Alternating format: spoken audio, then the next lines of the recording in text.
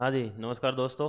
एक बार हम लोग फिर से राजस्थान एसआई का जो 14 सितंबर के दिन जीके जीएस का जो पेपर होता है, उसका हम लोग डिटेल में सॉल्यूशन देखने वाले हैं आज। और ये बहुत ही शानदार वाला सॉल्यूशन रहेगा। 13 सितंबर का भी अपलोड हो चुका है, तो वो भी आप देख ले। और 14 सितंबर का करेंगे, फिर 15 सितंबर का करेंगे। एसआई के अंदर जीके जीएस का जो लेवल था वो काफ़ी अच्छा भी था। वहाँ पर करंट के क्वेश्चन भी आए थे और जीके के क्वेश्चन भी काफ़ी अच्छे थे। जो आने वाले जो एग्ज़ाम है आपके, जैसे पटवार हुआ, आरएस हुआ, या फिर आपका वीडियो का जो ग्राम सेवक वाला है, उसमें जो है काफ़ी क्वेश्चन जो है यहाँ से मिलने की संभावना है। आप लोगों ने जो आंसर की है वो कई जगह से मिलाई होगी। मैं मेरी आंसर की जो रहेगी यहाँ पर एसआई जीके जीएस की विशेष तौर पर उसकी बता रहा हूँ। तो उसके अंदर कुछ एक या दो क्वेश्चन ही ऊपर नीचे हो सकते हैं, जो मैं स्टार लगा के पहले से ही बता दूंगा आपको। बाकी लगभग 98 99 क्वेश्चन जो है वो एकदम 100% वही रहने वाले, उसका कोई आंसर चेंज नहीं होने वाला है। इसके अलावा यहाँ से जो है इसके अलावा भी आपको कई सारी नई नई चीज़ें इसमें मिलने वाली है, जो कि आपके आगे आने वाले एग्जाम के लिए हेल्पफुल होगी पूरी तरह से। लेकिन आपको ये नहीं है कि इस वीडियो में केवल आंसर ही मिला है, बाकी जो नई चीज़ मिले उसको आपको नोट डाउन करना है। क्योंकि हम लोगों ने जब राजस्थान की आर्थिक समीक्षा की थी, इसके अलावा भी हम लोगों ने इकोलॉजी एनवायरनमेंट वाला किया था, तो वहाँ से काफ़ी सारे क्वेश्चन जो थे वो एज इट इज़ मिल गए थे और कई लोगों को फ़ायदा भी हुआ था। जिसमें मेरे को कई दोस्त लोग मिले भी थे, उन्होंने कहा था कि सर काफ़ी अच्छे, मतलब कि हमारे जो है वो वीडियो से हमें सहायता मिली है। तो उसी के अंतर्गत हम लोग देखते हैं। 14 सितंबर का पेपर रहेगा आज हमारे बीच में। देखिए, क्वेश्चन नंबर 1 है हमारे सामने। क्या कह रहा है कि नैनार जो है वह कौन थे। आप सभी को पता है, विशेष प्रकार से हम लोग दो प्रकार के, एक प्रकार से संप्रदाय मानते हैं। एक नैनार होते हैं और एक आपके अलवार होते हैं। अलवार जो होते हैं वह आपके भगवान विष्णु की भक्ति करते हैं और वह वैष्णव कहलाते हैं। और जो नैनार होते हैं ये भगवान शिव की भक्ति करते हैं और यह शिव कहलाते हैं। तो यहाँ पर नैनार कौन थे, तो वह आपके शिव संत हो जाएंगे, इसका एकदम सही उत्तर।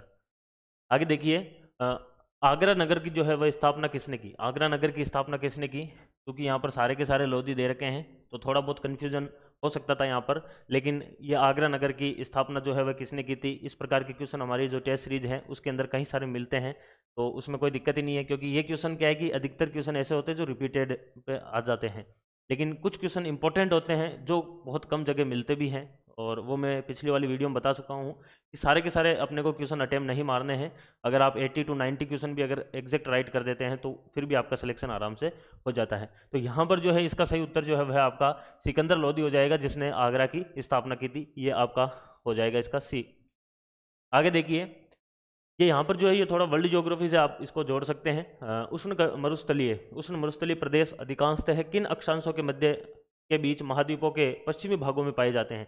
आप सभी को पता है कि अधिकतर जो मरुस्थल होते हैं वो जो कोई भी अगर देश है या फिर महाद्वीप है उसके पश्चिमी तट के ऊपर होते हैं। और इसका मेनली जो कारण है वह यह होता है कि यहाँ पर ठंडी जल की धाराएं जो है वह नॉर्थ पोल या फिर साउथ पोल से आती है, इस वजह से वहाँ पर जो है वो मरुस्थल का निर्माण होता है। लेकिन यहाँ पर आपको ये नहीं पूछ रहा है, ये तो चीज़ ये खुद ही बता रहा है कि महाद्वीप के पश्चिमी भागों में पाए जाते हैं। लेकिन ये उसके अंदर अक्षांश पूछ रहा है आपको। मैंने अक्षांश भी बताया था, थोड़ा बहुत बताया था उसके अंतर्गत, बाकी अपनी वर्ल्ड ज्योग्राफी हो नहीं पाई थी, लेकिन फिर भी मैं करवा देता। लेकिन ये यहाँ पर पूछ रहा है कि अक्षांशों के बीच में कहाँ से कहाँ तक होगा, तो इसका सही उत्तर जो है 15 से लेकर 30 जो आपका उत्तर और दक्षिण जो है उसके मध्य होता है। जैसे अगर ये आपकी पृथ्वी है, इसके अंदर ये बिल्कुल भूमध्य रेखा 0 डिग्री पर है, तो यहाँ पर आपका जो है ऊपर 15 और नीचे आपका 15 से लेकर जो 30 वाला जो रीजन रहता है, ये वाला, इसकी बात हो रही है। क्योंकि आप सभी को पता है इस वाले रीजन के अंदर तो सदाबहार वन मिलते हैं, क्योंकि यहाँ पर बहुत ज़्यादा बारिश होती है। बाकी जो ये आपका 15 से 30 वाला जो रीजन रहता है, इसके अंतर्गत जो है वह यहाँ पर हमें जो है वह मरुस्थल देखने को मिलते हैं। तो इसका सही उत्तर जो है वह ए हो जाएगा। आगे देखिए, विश्व का सर्वोच्च शिखर, यह भी वो पिछला वाला भी वर्ल्ड ज्योग्राफी से था ये, और यह भी विश्व के भूगोल से है। विश्व का सबसे ऊंचा या सर्वोच्च पठार जो है वो कौन सा है, बिल्कुल ये आप सभी को पता होना चाहिए।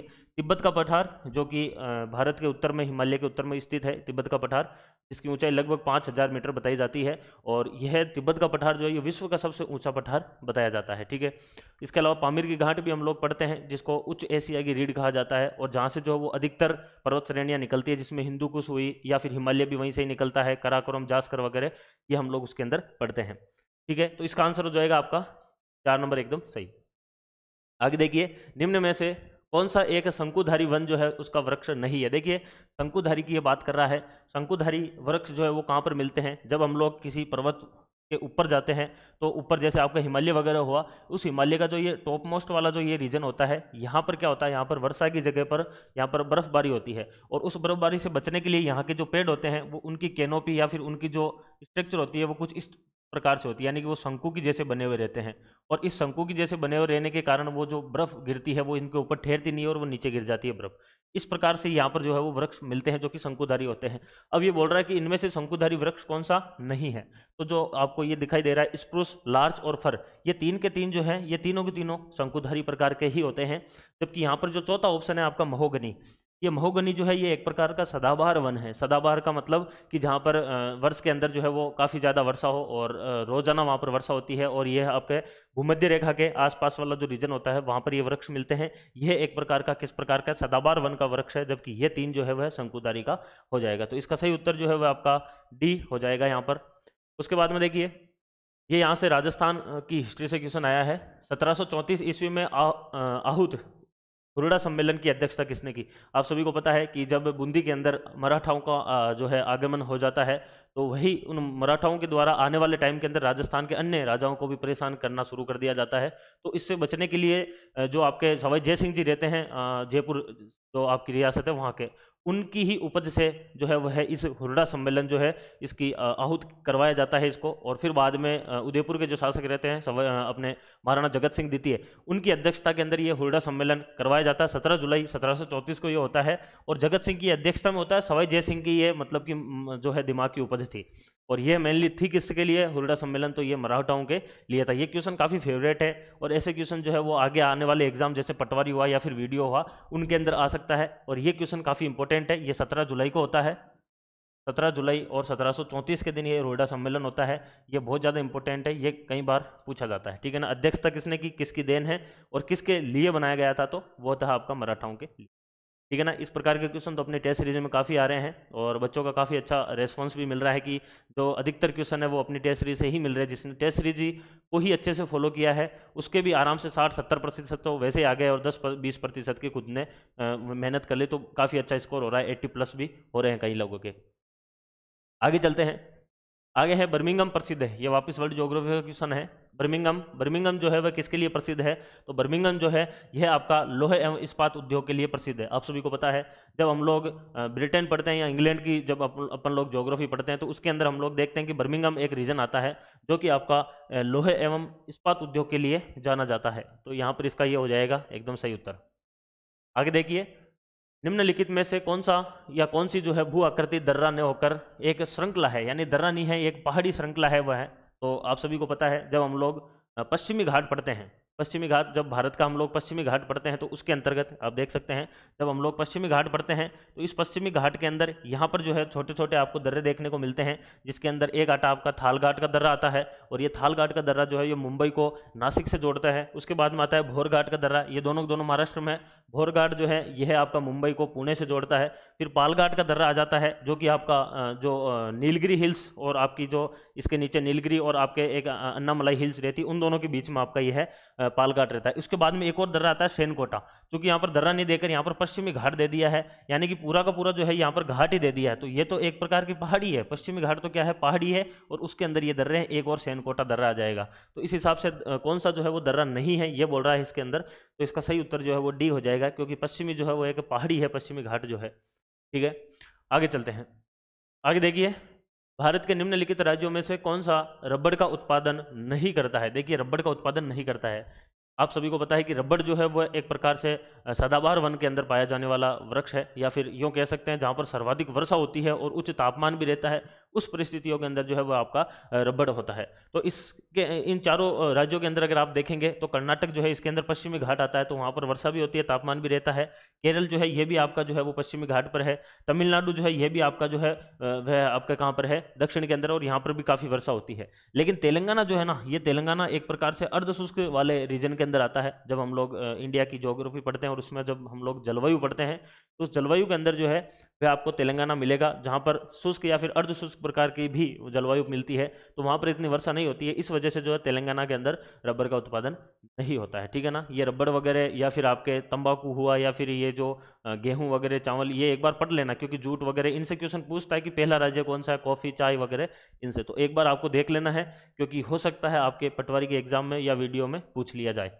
क्योंकि ये क्वेश्चन जो है, ये क्वेश्चन केवल सॉल्यूशन करवाने का मतलब नहीं है, इनको थोड़ा सा अच्छे से भी आपको देखना होगा, क्योंकि यहीं से ही क्वेश्चन जो है वो आगे बनेंगे। ट्रेंड क्या चल रहा है क्वेश्चनों का, वो भी यहाँ से आपको पता चल रहा है। क्योंकि किसी टाइम होता था कि भाई जो राजस्थान की हिस्ट्री है या फिर कल्चर है, उसमें से भर भर के और इतने मतलब कि अच्छे अच्छे क्वेश्चन देते थे, लेकिन जब ये ऐसे ही इस बार पेपर हो रहे हैं, उसके अंदर राजस्थान हिस्ट्री से कोई इतना अच्छे क्वेश्चन नहीं आ रहे हैं। मतलब अगर किसी ने अगर राजस्थान को ढंग से भी नहीं पढ़ा है ना, तो फिर भी वो अच्छा स्कोर कर लेगा इसमें जीके जीएस के अंदर, क्योंकि राजस्थान का पोर्शन इस बार बहुत कम है और आया है तो भी बहुत ईजी आया है। इसलिए जो धुरंधर थे राजस्थान जीके के, उनका हो सकता है कि अच्छे नंबर नहीं आए, लेकिन फिर भी कोई बात नहीं, आपको आगे आने वाले एग्जाम के अंदर ये गलती नहीं करनी और पटवार और वीडियो के लिए पूरी तरह से तैयार रहना है। आगे देखिए, किस प्रकार के लोहे अयस्क में चुंबकीय गुण जो है वह होते हैं। देखिए यहाँ से आपको वैसे ही ढूंढ लेते हैं, लेकिन ये चारों के चारों जो है ये आपके लोहे अयस्क के प्रकार ही है।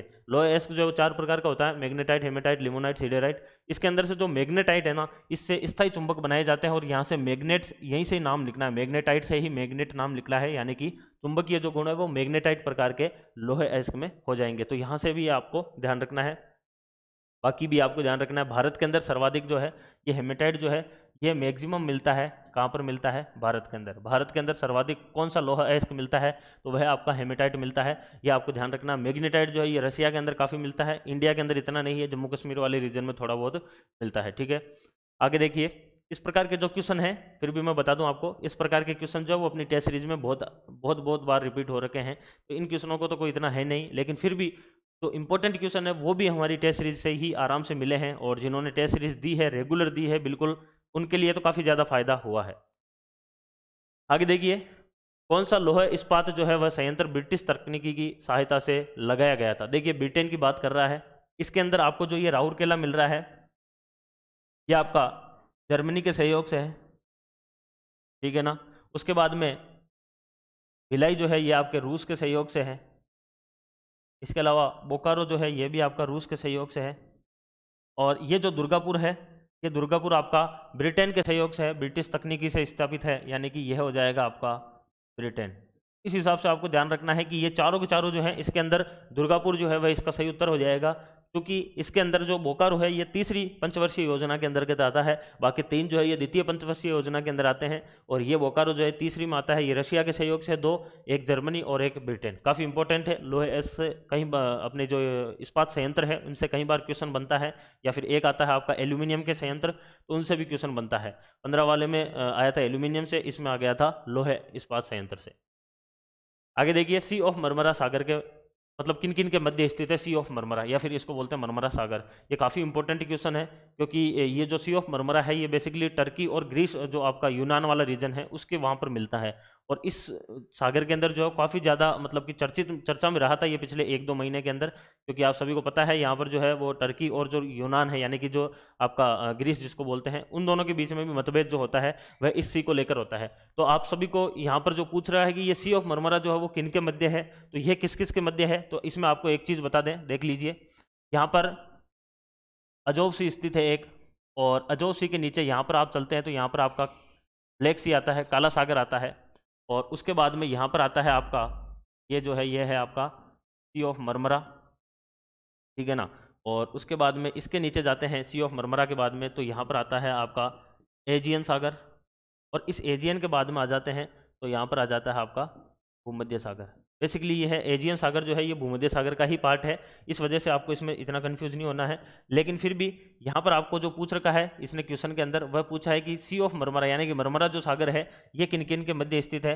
तो ये जो आपको मरमरा सागर यहाँ पर दिखाई दे रहा है, ये है मरमरा सागर। तो ये काले सागर और आपके एजियन सागर, इन दोनों के बीच में स्थित है आपका सी ऑफ मरमरा। तो यहाँ पर देखिए एजियन सागर और ब्लैक सी, जो ये आपका हो जाएगा बी, इसके अंदर एजियन और ब्लैक सी के बीच में आपका सी ऑफ मरमरा, यानी कि मरमरा सागर, ठीक है ना। इसके अलावा भी आपको इसमें कई सारी चीज़ें ध्यान रखनी है, क्योंकि वीडियो जो है उसके अंदर आपके वर्ल्ड ज्योग्राफी है आएगी, तो वहाँ पर आने वाले समय में ये क्वेश्चन जो है ये काफ़ी इंपॉर्टेंट रहने वाले हैं, ठीक है। आगे चलते हैं।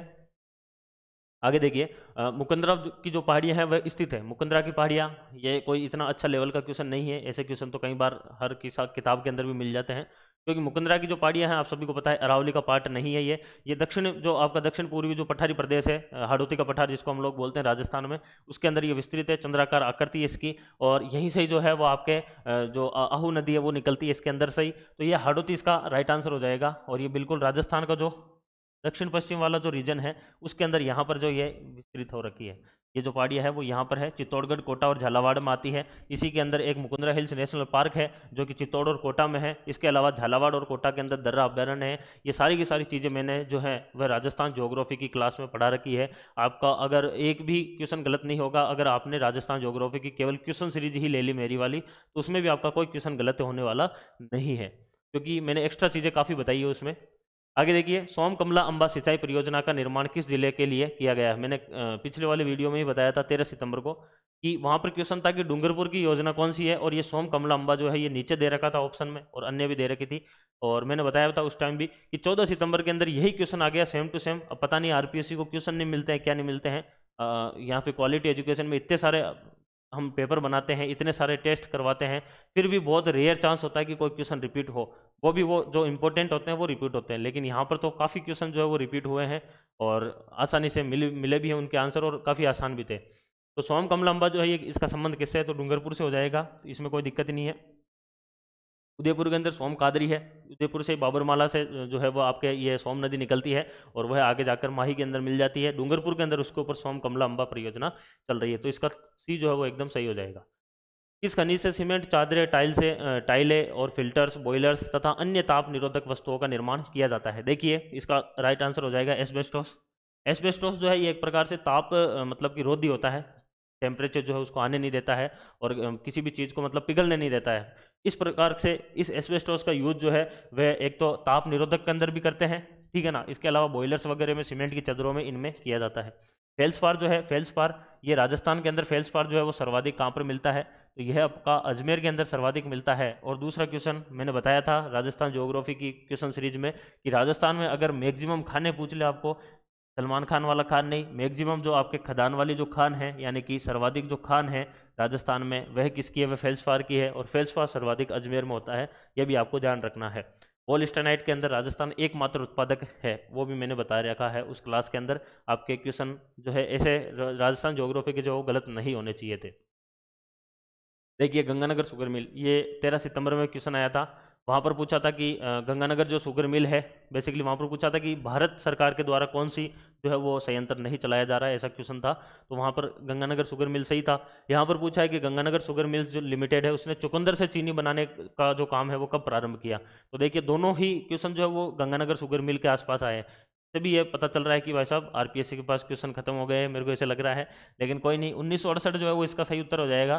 चुकंदर से भी चीनी बनती है, याद रखना है। एक चीनी हम लोग पढ़ते हैं कि गन्ने से चीनी बनती है, ठीक है ना, लेकिन यहाँ पर जो है ये चुकंदर की बात कर रहा है, और चुकंदर जो है वो गंगानगर वाले रीजन में काफ़ी होते हैं। तो चुकंदर से चीनी बनाना जो है वह कब प्रारंभ किया था गंगानगर शुगर मिल ने, तो वह 1968 में किया था। ये आपको ध्यान रखना है, हो सकता है आगे आने वाले क्वेश्चन पूछ ले, क्योंकि पटवारी अधीनस्थ बोर्ड जो है वो है उद्योग से काफ़ी क्वेश्चन पूछता है, बराबर के 2-2, 3-3, 4-4 क्वेश्चन तक पूछता है उद्योग से हर पेपर में। तो उद्योग आपको अच्छे से करना है, हो सकता है ऐसे क्वेश्चन रिपीट हो जाए, तो भी याद रख लेना चुकंदर से चीनी 1968, ठीक है।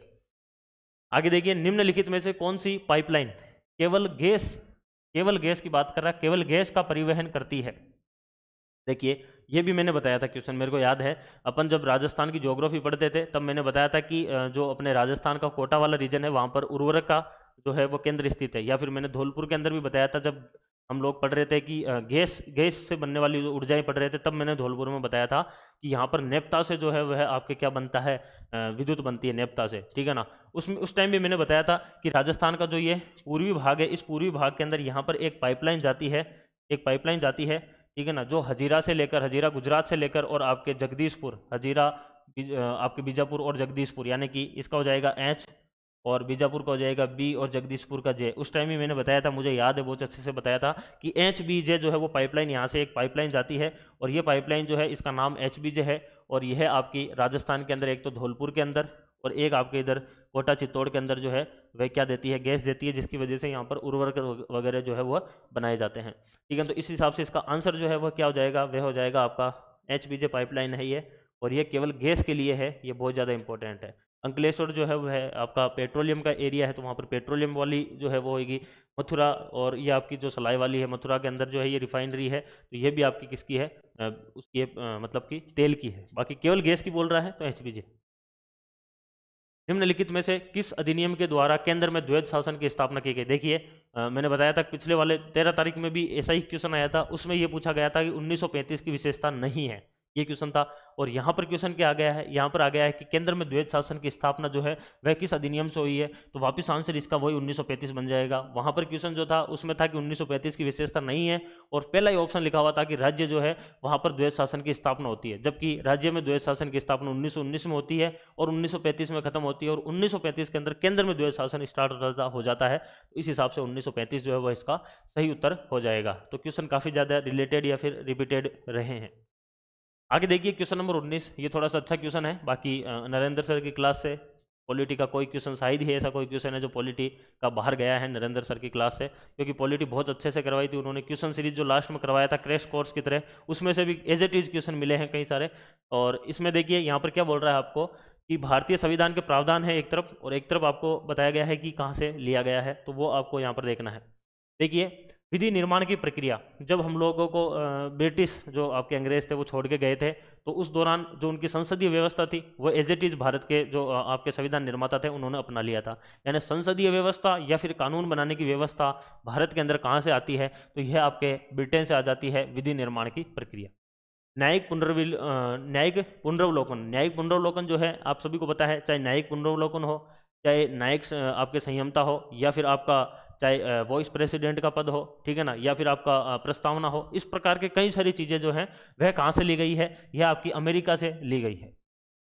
स्वतंत्रता और समानता के सिद्धांत जो है वो संविधान के अंदर कहाँ से लिया गया है, मतलब कि तो ये स्वतंत्रता वगैरह आप सभी को पता है कि हम लोग पढ़ते हैं प्रस्तावना के अंदर कि फ्रांस के संविधान से हम लोगों ने क्या ली है, स्वतंत्रता ली है, ठीक है ना, सामाजिक आर्थिक राजनीतिक, ठीक है ना। और उसमें बात करते हैं न्याय और स्वतंत्रता की, तो स्वतंत्रता वाला जो चीज़ है वह कहाँ से ली गई है, वह फ्रांस से ली गई है। और अवशिष्ट शक्तियाँ जो है वह केंद्र में निहित होनी चाहिए, यह कनाडा के संविधान से लिया गया है। यह भी आप सभी को मैंने उस टाइम भी बताया था, ये DTS में से क्वेश्चन काफ़ी बार आए थे, तो DTS में भी मैंने बताया था कि कनाडा जो है वहाँ से हम लोगों ने क्या लिया है, केंद्र में अवशिष्ट शक्तियाँ जो है वह निहित होगी। केंद्र को यहाँ पर शक्तिशाली बनाया गया है, कहाँ से, कनाडा को लेकर। देखिए ए हो जाएगा आपका बी के अंदर हो जाएगा, 1B में हो जाएगा, इन दो में से ही कोई सा होगा। फिर 2 हो जाएगा आपका सी के अंदर, 2C में है, और फिर 3 हो जाएगा आपका ए में, 3A में है, यानी कि बी आपका इसका राइट आंसर हो जाएगा। फिर देखिए सोनारी नस्ल की भेड़ें राजस्थान के किस जिले में पाई जाती है, मतलब कि क्या बताएं अब कि राजस्थान ज्योग्राफी की क्वेश्चन सीरीज से कोई भी क्वेश्चन बाहर नहीं गया है। मैं तो यही कहूँगा, ये सारे के सारे क्वेश्चन मैंने एक्स्ट्रा के अंदर बताए हैं। जिन लोगों ने भी क्लास ली राजस्थान ज्योग्राफी की क्वेश्चन सीरीज पूरी की पूरी, वो कमेंट के अंदर जरूर बताए हैं, ताकि उन जो लोग नहीं लिए हैं क्लास उनको भी पता चले कि क्वेश्चन कितने मिले हैं।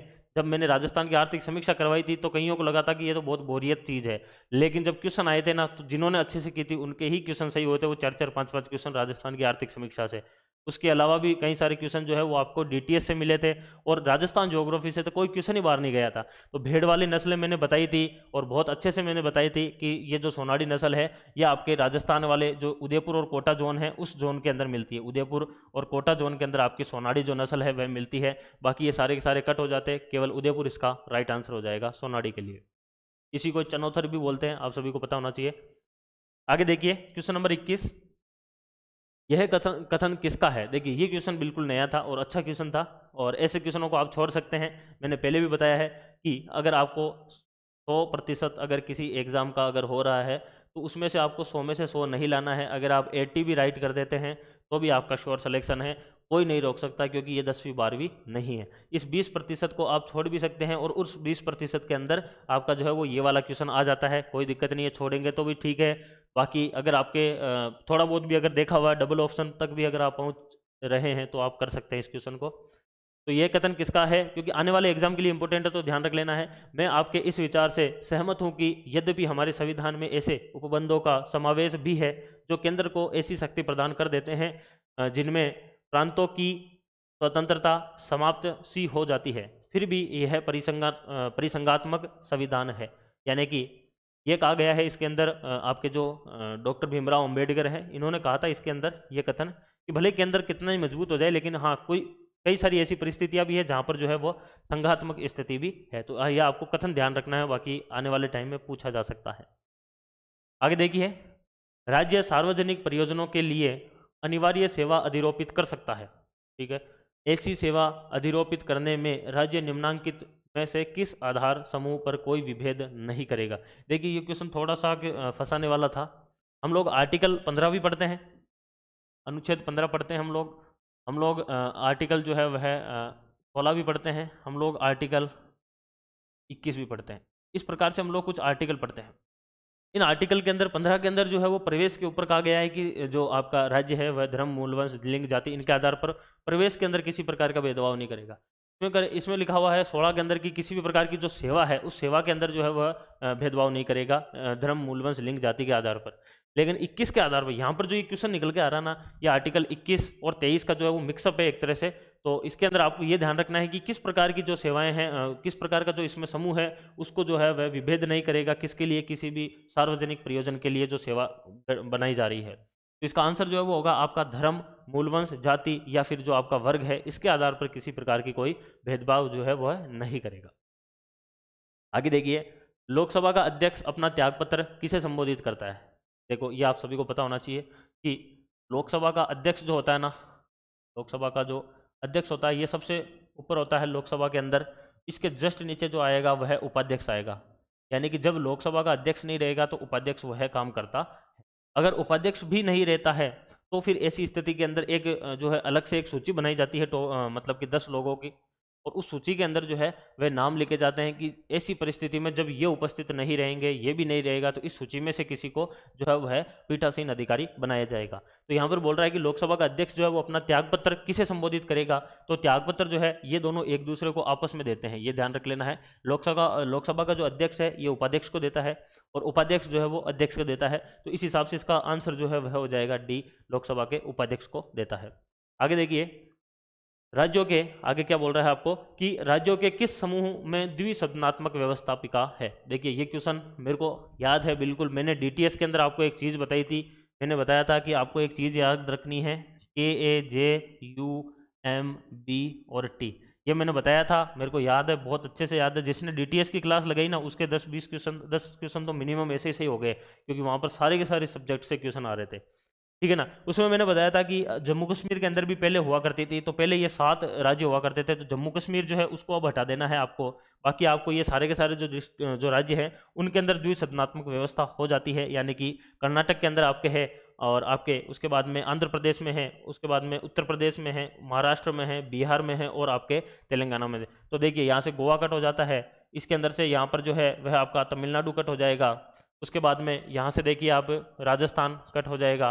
तो यहाँ पर बचे हुए कौन से हैं, तो आपका बिहार है, ठीक है ना, बिहार, महाराष्ट्र और उत्तर प्रदेश और कर्नाटका। तो इस हिसाब से जो है वर्तमान में 6 ही राज्य हैं जिनके अंदर द्विसदनात्मक व्यवस्था है, और ये क्वेश्चन डीटीएस से बिल्कुल एज इट इज़ मिला है और किसी का ये गलत नहीं होना चाहिए और ना गलत हुआ होगा मेरे हिसाब से। आगे देखिए, भारत के उच्चतम न्यायालय के न्यायाधीश को हटाने के लिए जो प्रस्ताव आता है उस प्रस्ताव को पारित करते हैं संसद के निम्न सदन के साधारण बहुमत के द्वारा, या फिर संसद के उच्च सदन के 2/3 बहुमत द्वारा, या फिर प्रत्येक सदन की कुल सदस्य संख्या के बहुमत द्वारा, प्रत्येक सदन की कुल सदस्य संख्या के बहुमत द्वारा, और उस सदन में उपस्थित और मत देने वाले सदस्यों के 2/3 बहुमत से। मेरे को याद है ये क्वेश्चन भी मैंने डीटीएस के अंदर कराया। देखिए डीटीएस में से काफ़ी क्वेश्चन आए हैं, बिल्कुल फ्री ऑफ कॉस्ट थी, आराम से आप टेस्ट दे सकते थे फ्री में, आराम से वीडियो सॉल्यूशन मिल रहा था, तो बहुत अच्छे से क्वेश्चन उसमें से मिले हैं। और ये क्वेश्चन भी वहाँ पर करवा रखा था कि उच्चतम न्यायालय हो चाहे आपका उच्च न्यायालय हो, दोनों को ही अगर हटाना है, दोनों को अगर अध्यक्ष और आपके उसको क्या बोलते हैं जस्टिस और चीफ जस्टिस को अगर हटाना है, तो लोकसभा के अंदर 100 लोगों का साइन करवा के लाना पड़ेगा सदस्यों का, और राज्यसभा के लिए जो है वो 50 का साइन करवा के लाना पड़ेगा। ये साइन होया हुआ प्रस्ताव जो है यह किसको दिया जाता है, ये लोकसभा या फिर राज्यसभा के जो पीठासीन रहते हैं उनको दिया जाता है। और वहाँ से अगर वो यस कर देते हैं, अगर वो नो कर देते तो वो वहीं पे प्रस्ताव खत्म, अगर वो यस कर देते हैं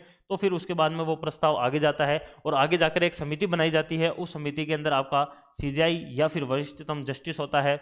इसके अलावा इसके अंदर एक चीफ जस्टिस होता है, और इसके अलावा इसके अंदर जो है वो एक न्यायविद होता है, कोई भी प्रसिद्ध। ये 3 लोग जो है वह इसको जो है वह ये तीनों लोगों की जो समिति है वह इसके ऊपर काम करती है, इसके ऊपर अध्ययन करती है और जांचती है। अगर ये यस कर देती है तो फिर यहाँ पर यस होने के बाद में फिर जो है ये वापस कहाँ पर जाता है, ये सदन में जाता है और फिर सदन के अंदर जो है वो इसके ऊपर वोटिंग होती है और वोटिंग जो है वो 2/3 बहुमत से अगर पास हो जाता है तो उसके बाद में जो है वह लोकसभा के अपने उच्चतम न्यायालय या उच्च न्यायालय के न्यायाधीश को हटाया जा सकता है। भारत के अंदर एक बार ऐसा हुआ है कि जब ये यहाँ से यहाँ तक गया था, वी रामास्वामी करके एक आपके न्यायाधीश थे, उनके ऊपर चलाया गया था, लेकिन ये अभी तक यहाँ तक किसी का ही नहीं पहुँचा है। लेकिन ये प्रोसेस पता होना चाहिए, हाईकोर्ट और सुप्रीम कोर्ट दोनों के लिए यही है, यानी कि प्रत्येक सदन के कुल सदस्य संख्या जो है उनका बहुमत प्लस 2/3 जो है वो उनकी वोटिंग के अंदर आ जाता है। तो डी इसका राइट हो जाएगा। आगे देखिए क्वेश्चन नंबर 26। ये क्वेश्चन तो बहुत बड़ा है, ठीक है ना, इसका पढ़ने का भी इतना कोई मतलब नहीं है, लेकिन इसमें आपको इतना सा ध्यान रखना है कि अगर किसी ग्राम पंचायत, क्योंकि यहाँ पर नियम नंबर 2011 है, अगर किसी ग्राम पंचायत के अंदर विशेष रूप से अगर कोई बैठक बुलानी होती है तो ऐसी परिस्थिति के अंदर वहाँ के जो उसके सदस्य होते हैं, जैसे कि आपके ग्राम सभा के जो आपके विशेष बैठक अगर बुलानी है तो उस परिस्थिति के अंदर ग्राम सभा के जो टोटल सदस्य, देखिए ग्राम सभा में कौन कौन शामिल होता है, जो उस ग्राम पंचायत के क्षेत्र के अंदर वोटर होता है वह वोटर उस ग्राम सभा का सदस्य होता है, ठीक है ना। तो अगर विशेष बैठक बुलानी है तो वह क्या करेंगे, तो इस परिस्थिति के अंदर इसका 5% यानी कि जो आपकी ये ग्राम सभा है इसके सदस्य यानी कि टोटल वोटर का 5% या फिर 25 सदस्य या फिर आपका 25 सदस्य, 5-25 याद रख लेना, 5% या फिर 25 सदस्य जो है उनमें से जो भी अधिक हो उनके द्वारा सचिव का मतलब ये वही सचिव है VDO जिसकी पोस्ट अभी आपके वैकेंसी आ रखी है, एग्जाम होने वाले हैं, उसी सचिव को अगर वो लिखित के अंदर सूचना दे देते हैं 5 या फिर 5% या फिर 25 जो भी अधिक है, तो उस स्थिति के अंदर सचिव जो है उसको वो बैठक बुलानी पड़ती है। तो ए जो है वो इसका एकदम सही हो जाएगा। बाकी आप कोई मतलब नहीं है, सब कुछ सेम है, केवल ये प्रतिशत और संख्या चेंज की है। आगे देखिए, राजस्थान के किस मुख्यमंत्री की काम चलाऊ सरकार या फिर केयरटेकर गवर्नमेंट के विरुद्ध विधानसभा में अविश्वास प्रस्ताव जो है वो लाया गया था। देखिए इस क्वेश्चन पे मैं स्टार लगा रहा हूँ, मैंने बोला था कि 100 में से 100 हो सकता है ना मिले, और वो ये 20% के अंदर ये क्वेश्चन आ सकता है आपका, क्योंकि ये क्वेश्चन जो है ना इसका आंसर कहीं ऑथेंटिक आंसर नहीं मिल रहा है, इसलिए मैं नहीं बता रहा हूँ। अदर आपको कोचिंग वाले या वीडियो के अंदर आपको बता दिए होंगे इसका आंसर, किसी ने जयनारायण व्यास बताया होगा, किसी ने आपको टीकाराम पालीवाल, किसी ने हरिदेव जोशी, किसी ने मोहनलाल सुखाड़िया, लेकिन इसका कहीं ऑथेंटिक आंसर नहीं है, वह आंसर RPC ही बता सकती है। इस वजह से RPSC के ऊपर अपन लोग इसको छोड़ देते हैं, इसके अंदर स्टार लगा सकते हैं आप। आगे चलते हैं, राज्य मुख्य सूचना आयुक्त की नियुक्ति किसके द्वारा की जाती है। ये यहाँ पर SIC की बात कर रहा है। मैंने आपको बोला था कि NHRC और SIC या फिर मतलब कि मानवाधिकार और सूचना आयोग वाला जो है उसके अंदर संशोधन हुआ 2019 में, इसलिए क्वेश्चन पूछा जाएगा, इसलिए देख लीजिए कल वाले के अंदर आया था, मतलब 13 वाले में आया था आपका NHRC का क्वेश्चन बना था और यहाँ पर सूचना आयोग का बन गया है। तो राज्य के सूचना आयुक्त की नियुक्ति कौन करता है, तो ये सबको पता है, राज्यपाल के द्वारा जो है वह इसकी नियुक्ति की जाती है, और इसके अंदर जो है वह मुख्यमंत्री, विपक्ष का नेता और जो आपके विपक्ष के नेता और एक इसके अंदर कैबिनेट मिनिस्टर जो है वो रहता है, और ये 3 की सिफारिश के ऊपर जो है वो राज्यपाल के द्वारा नियुक्ति की जाती है। देखिए विशाखा बनाम राजस्थान सरकार प्रकरण में भारत के उच्चतम न्यायालय द्वारा जारी की गई विशाखा गाइडलाइन, ये विशाखा गाइडलाइन जो है ये 1997 के अंदर जारी की जाती है। तो 97 के अंदर किसके लिए होती है, ये कार्यस्थल के ऊपर महिलाओं के साथ जो यौन उत्पीड़न होता है उसके लिए ये विशाखा गाइडलाइन तैयार की जाती है। और हमें बड़ा अफसोस हुआ कि जब 13 तारीख वाला पेपर हुआ था उसके अंदर एक भी क्वेश्चन जो है वो महिला एवं बच्चों के कानून से नहीं आया। प्रचार सर ने भी काफ़ी मेहनत की थी, लेकिन कोई नहीं, 14 तारीख के अंदर सरकार ने झांका, मतलब RPSC ने 50 सर की तरफ झांका और एक क्वेश्चन जरूर दिया है उसमें से, लेकिन उम्मीद थी इसमें से 2 क्वेश्चन तो मिनिमम आते हैं क्योंकि पहली बार टॉपिक जुड़ा था, लेकिन कोई नहीं, एक क्वेश्चन आया था और वो भी बहुत ईजी क्वेश्चन था। तो यहाँ पर यौन उत्पीड़न जो है उनको रोकने से संबंधित जो है वही आपके गाइडलाइन आती है, विशाखा गाइडलाइन। आगे देखिए, भारत के नियंत्रक एवं महालेखा परीक्षक का कार्यकाल जो है वो कितने वर्ष का होता है। यहाँ पर यह केग की बात करता है, CAG, नियंत्रक एवं महालेखा परीक्षक। केग की जो कार्यकाल होता है वह आपका 665 होता है, और 665 जो है, क्योंकि यहाँ पर 65 की बात ही नहीं कर रहा है, यहाँ पर बोल रहा है कि जो कार्यकाल वह कितना होता है, तो वो 6 वर्ष के हिसाब से C इसका जो है वो राइट आंसर हो जाएगा, एकदम 6 वर्ष इसका कार्यकाल होता है। और केग जो है वो आर्टिकल 148 के अंदर दे रखा है, 148 के अंदर दे रखा है, 151 के तहत ये एक रिपोर्ट देता है राष्ट्रपति को, और 148 के अंदर केग की बात आती है। आगे देखिए, यदि उपराष्ट्रपति का पद रिक्त है तो भारत का राष्ट्रपति निम्नांकित में से किसे संबोधित करते हुए अपना त्यागपत्र देता है। देखो आप सभी को पता होना चाहिए कि अगर प्रेसिडेंट अगर नहीं होता है तो वॉइस प्रेसिडेंट काम करता है, अगर वॉइस प्रेसिडेंट नहीं होता है तो CJI काम करता है, ठीक है ना। ये एक प्रकार का एक विशेष प्रकार से क्रम दे रखा है इसके अंतर्गत, ठीक है ना। सीजीआई अगर नहीं होगा तो यहाँ पर फिर वरिष्ठतम जस्टिस आ जाता है, ठीक है ना, सुप्रीम कोर्ट का जस्टिस आ जाता है। ये एक प्रकार का क्रम होता है। इस क्रम के अंदर जब हम लोग देखते हैं तो देखिए, अगर राष्ट्रपति जो है, ये जो त्यागपत्र जो है वो अपना त्यागपत्र किसको देता है, उपराष्ट्रपति को देता है। राष्ट्रपति जो है वो अपना त्यागपत्र किसको देता है, उपराष्ट्रपति को देता है। लेकिन मान लो अगर उपराष्ट्रपति किसी परिस्थिति में नहीं है तो फिर यह अपना त्यागपत्र किसको दे देगा, सीजीआई को दे देगा। इसका आंसर जो है वो सीजीआई होगा, एकदम सही। और ये क्वेश्चन जो है ये काफ़ी अच्छा क्वेश्चन है, जिसकी पॉलिटी में अच्छी नॉलेज थी उसके लिए यह क्वेश्चन था। बाकी इस क्वेश्चन को आप छोड़ सकते हैं अगर आपकी पॉलिटी ज़्यादा स्ट्रॉन्ग नहीं है तो, ठीक है ना। चूंकि इसके अंदर कंफ्यूजन यही था क्योंकि उपराष्ट्रपति खुद है ही नहीं, तो ऐसी स्थिति के अंदर फिर क्या करेगा, तो फिर वो किसको देगा, वह सीजीआई को दे देगा। राजस्थान लोक सेवा गारंटी डिलीवरी अधिनियम के संबंध में क्या सही नहीं है, देखिए यहाँ पर गलत पूछ रहा है। और आप सभी को पता है कि जो राजस्थान लोक सेवा गारंटी अधिनियम है, यह अधिनियम जब प्रारंभ में आता है, शायद मैंने इसके बारे में बताया भी होगा, मेरे को जहाँ तक याद है कि इसके अंदर स्टार्टिंग के अंदर जो है 15 विभागों की 108 जो है वह आपकी सेवाओं में शामिल किया गया था। ये क्वेश्चन किस में आया था, मैं आपको बताता हूँ। ये क्वेश्चन आया था जो आपके एसआई के एग्जाम से जस्ट पहले, जो राजस्थान के लिए स्पेशल जो 99 के अंदर आपके टेस्ट आए थे, उन टेस्टों के अंदर ये क्वेश्चन आया था।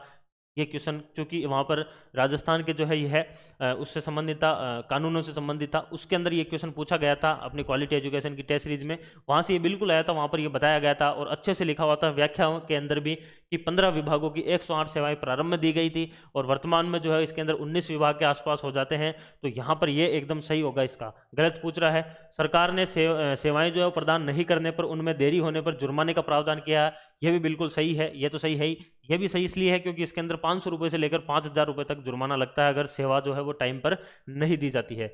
इसके अलावा नियत समय सीमा की गणना करते समय अवकाशों को शामिल नहीं किया जाता, यह भी बिल्कुल सही है। कि मान लो कि आपने शिकायत की है और उस शिकायत के अंदर 90 दिन जैसे मान लो काउंट कर रहे हैं, तो उस 90 दिन के अंदर वो दिन काउंट नहीं होंगे जो कि अवकाश वाले हो, चाहे किसी त्यौहार को या फिर संडे वनडे हो।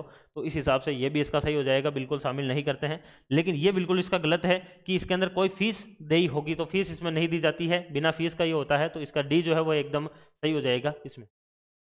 आगे देखिए, निम्नांकित में से कौन सी राज्यपाल के पद की शर्तें हैं, राज्यपाल के पद की क्या है, शर्तें हैं। ये बहुत ज़्यादा इंपॉर्टेंट क्वेश्चन है क्योंकि अगर इसमें छोटी सी भी आपने गलती कर दी तो ये क्वेश्चन गलत हो सकता था, क्योंकि यहाँ पर शर्तें बात कर रहा है। राज्यपाल की जो शर्तें हैं और राज्यपाल के जो आपके योग्यताएं हैं, ये दोनों की दोनों अलग अलग चीज़ें हैं। दोनों की दोनों आर्टिकल 157 और आर्टिकल 158 के अंदर उल्लेख कर रखा है, दोनों का अलग अलग है। वह भारत का नागरिक होगा, यह जो है यह उसका क्या है, योग्यता है। और वह 35 वर्ष की आयु पूरी कर चुका है, यह भी क्या है, यह उसकी योग्यता है, यह शर्त नहीं है। शर्त यह है कि वह संसद के किसी सदन या फिर राज्य के किसी विधानमंडल के किसी सदन का सदस्य नहीं होगा, यह बिल्कुल उसकी क्या है, एक शर्त है। उसके बाद में वह जो है वह अन्य कोई लाभ का पद धारण नहीं करेगा, यह भी उसकी शर्त है। ये दोनों के दोनों जो है उसकी योग्यता है और ये दोनों क्या है, उसकी शर्तें हैं। तो इस हिसाब से जो है ये 2 और 3 जो है ये इसका सही आंसर हो जाएगा। ये बहुत ज़्यादा इंपॉर्टेंट क्वेश्चन है, ये आने वाले एग्जाम के अंदर आपके जरूर रिपीट हो सकता है, इसलिए ध्यान रखना है। शर्त अलग होता है, योग्यता अलग होती है। ये डीटीएस के अंदर मैंने अच्छे से बताया था वहाँ पर कि राज्यपाल की शर्तें किस आर्टिकल में है, क्या क्या है, और उसकी जो योग्यताएं हैं वह किस में और क्या क्या है। उसके बाद में देखिए, नरसिम्हन समिति का संबंध किससे है। देखिए, नरसिम्हन पीवी नरसिम्हा राव नहीं है, ये नरसिम्हन जो है एम नरसिम्हन नाम के एक व्यक्ति रहते हैं जिनकी अध्यक्षता में एक समिति बनाई जाती है। और ये समिति जो है ये बेसिकली बैंकिंग जो सुधार है उसके लिए बनाई जाती है, बैंकिंग संरचना जो है उसके सुधार के लिए नरसिम्हन समिति बनाई जाती है, जो कि बैंकिंग ढांचे को जो है वो अच्छे बनाने के लिए होती है। 1991 के आसपास ये बनाई जाती है। भारत की 12वीं पंचवर्षीय योजना का मुख्य जो है वो विषय क्या था। 12वीं पंचवर्षीय योजना जो कि अंतिम पंचवर्षीय योजना थी, 2017 तक ये चलती है, उसका इसके अंदर लक्ष्य पूछा जा रहा है। तो 11वीं और 12वीं जो है उन दोनों का लक्ष्य बिल्कुल सेम ही है लगभग। बस ये ध्यान रखना था आपको कि 12वीं के अंदर यहाँ पर सुस्थिर नाम जुड़ जाता है और आपके 11वीं के अंदर ये नहीं रहता है। तो यहाँ पर जो है वह तीव्र, अधिक, समावेशी तथा सुस्थिर वृद्धि जो है वो 12वीं पंचवर्षीय योजना का क्या है, विषय है। देखिए, 12वीं पंचवर्षीय योजना जो आपके 5 ईयर प्लान है, ये इस बार आरएस प्री से हटा दिए गए हैं, पिछली बार थे, इस बार हटा दिए हैं। एसआई के अंदर है ही है, तो यहाँ से एक क्वेश्चन हर सेट के अंदर बना था 5 ईयर प्लान से। लेकिन ये इंपॉर्टेंट है क्योंकि हो सकता है आपके आने वाले एग्जाम के अंदर रिपीट हो जाए, वैसे नहीं रिपीट करें पंचवर्षीय योजना से, तो भी थीम वगैरह का ध्यान रखना है। बाकी प्री में ये हट चुका है इस बार। आगे देखिए, सामाजिक न्याय जो है ये संतुलन है। सामाजिक न्याय संतुलन का मतलब क्या होता है? देखिए, इस क्वेश्चन में भी अपन स्टार लगाएंगे, लेकिन हाँ, ये मैं आपको कह सकता हूँ कि इसके अंदर जो है ये दो जो है यह आपके नहीं होंगे। इसके अलावा इन दोनों में से एक आंसर हो सकता है, लेकिन फिर भी अपन जाएंगे तो ज़्यादा जो है वो है यह आंसर हो सकता है इसका कि व्यक्तिगत अधिकार एवं सामाजिक नियंत्रण के मध्य जो होता है वह सामाजिक न्याय संतुलन होता है। इस हिसाब से देख सकते हैं। बाकी आरपीएससी पे छोड़ते हैं इसको भी, क्योंकि यह 100% इसका भी कहीं ऑथेंटिक आंसर नहीं मिल रहा। देखो, ऑथेंटिक आंसर नहीं मिलता है तो उसको मैं बताता भी नहीं हूँ, क्योंकि हो सकता है वो गलत हो जाए, फिर कल को आप कहो कि कुमार साहब ने गलत बता दिया। तो इस प्रकार से हम लोग गलत बताना नहीं चाहता मैं। इन दोनों में से कुछ हो सकता है, और मेरे हिसाब से ये होगा ज़्यादा इसकी है मतलब कि प्रायिकता है होने की। फिर भी आरपीएससी के ऊपर इसको अपन लोग छोड़ देते हैं। ये कुछ वो क्वेश्चन है जो 20% में है, जो आपको नहीं करने होते हैं। आगे देखिए, भारत सरकार ने एक सुधार पैकेज आत्मनिर्भर भारत अभियान की घोषणा की है। यह प्रोत्साहन पैकेज भारत के सकल घरेलू उत्पाद का कितना प्रतिशत है?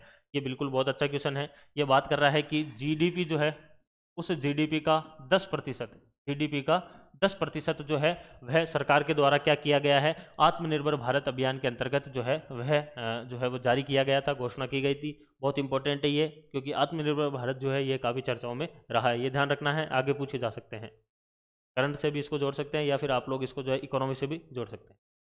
सार्वजनिक आवश्यकताएं जो उपभोक्ताओं की वरीयता के आधार पर संतुष्ट होती है कहलाती है। देखिए, इस क्वेश्चन में भी ये दोनों आंसर नहीं हो सकते हैं। इस क्वेश्चन में भी आप स्टार लगा लीजिए। मैंने 3 क्वेश्चन में स्टार लगवा दिया है, इसमें से एक में तो कुछ पता नहीं है, आरपीएससी ही बताएगी। बाकी 2 के अंदर मैंने डबल ऑप्शन बता रखे हैं। इसमें भी ये या फिर ये होगा। अधिक जो चांसेज है वो डी के हैं कि डी इसका राइट हो सकता है। बाकी ऑथेंटिक आंसर इसका नहीं मिल रहा है कहीं पर भी, लेकिन फिर भी इसको आरपीएससी पे छोड़ते हैं। सार्वजनिक आवश्यकताएं जो है वह क्या होती है? तो देखिए, उपभोक्ताओं की वरीयता के आधार पर बात कर रहा है यहाँ पर, और उपयोगिता उन्मुख आवश्यकताएं थोड़ा बहुत इसमें रिलेट करके भी आप पता कर सकते हैं। बाकी जो होगा वह आरपीएससी बता देगी।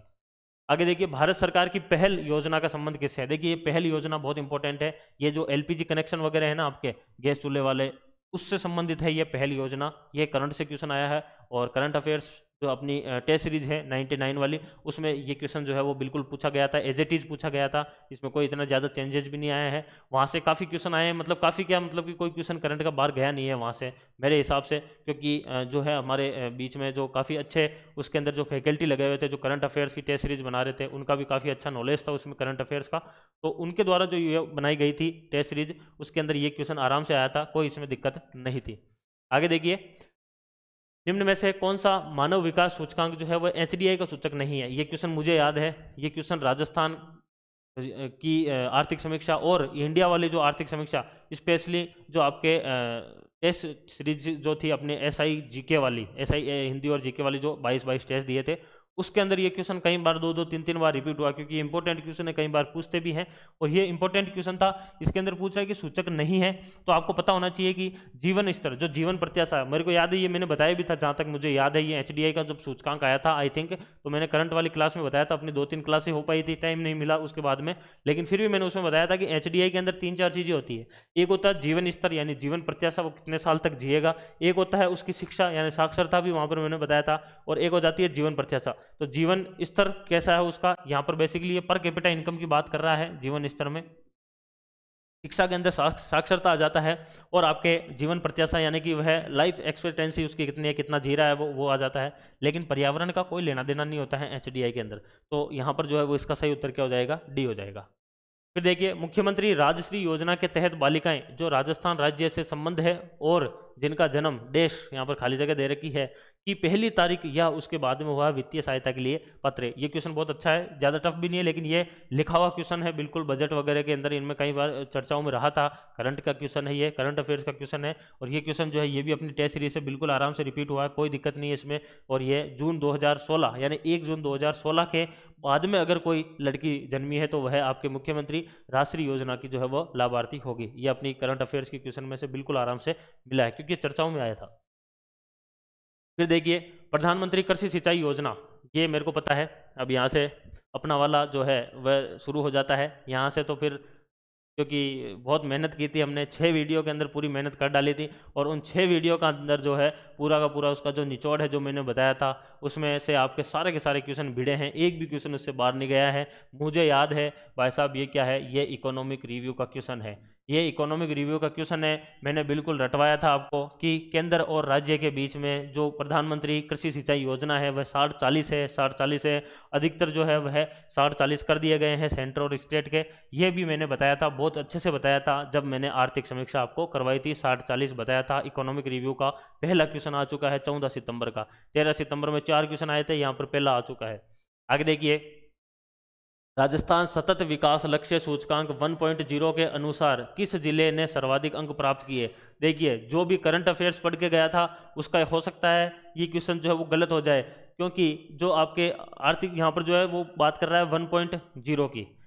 अपन लोगों ने आर्थिक समीक्षा की जो लास्ट वाली वीडियो देखी थी, लास्ट वाली केवल 30 मिनट या 36 मिनट के आसपास थी। उस आधे घंटे के अंदर 13 सितंबर में एक क्वेश्चन आया था जो संस्थाओं से आया था, और एक क्वेश्चन 14 सितंबर में आ गया जो आपका किसका आ गया, जो आ गया था इस विकास सूचकांक से। क्योंकि करंट में भले ही 2.0 आ गई थी नया, लेकिन आर्थिक समीक्षा के अंदर 1.0 लिखा हुआ था, इसी वजह से 1.0 से क्वेश्चन बना है। और उसके अंदर कौन सा था, तो उसके अंदर आपका था झुंझुनू, एकदम राइट आंसर। उस टाइम मैंने बताया भी था आपको कि आपको क्वेश्चन जो है वो 1.0 से ही पूछेगा अगर आर्थिक समीक्षा से बनेगा, लेकिन आप लोगों ने उस टाइम अगर ध्यान दिया है तो आपका एकदम सही हुआ होगा।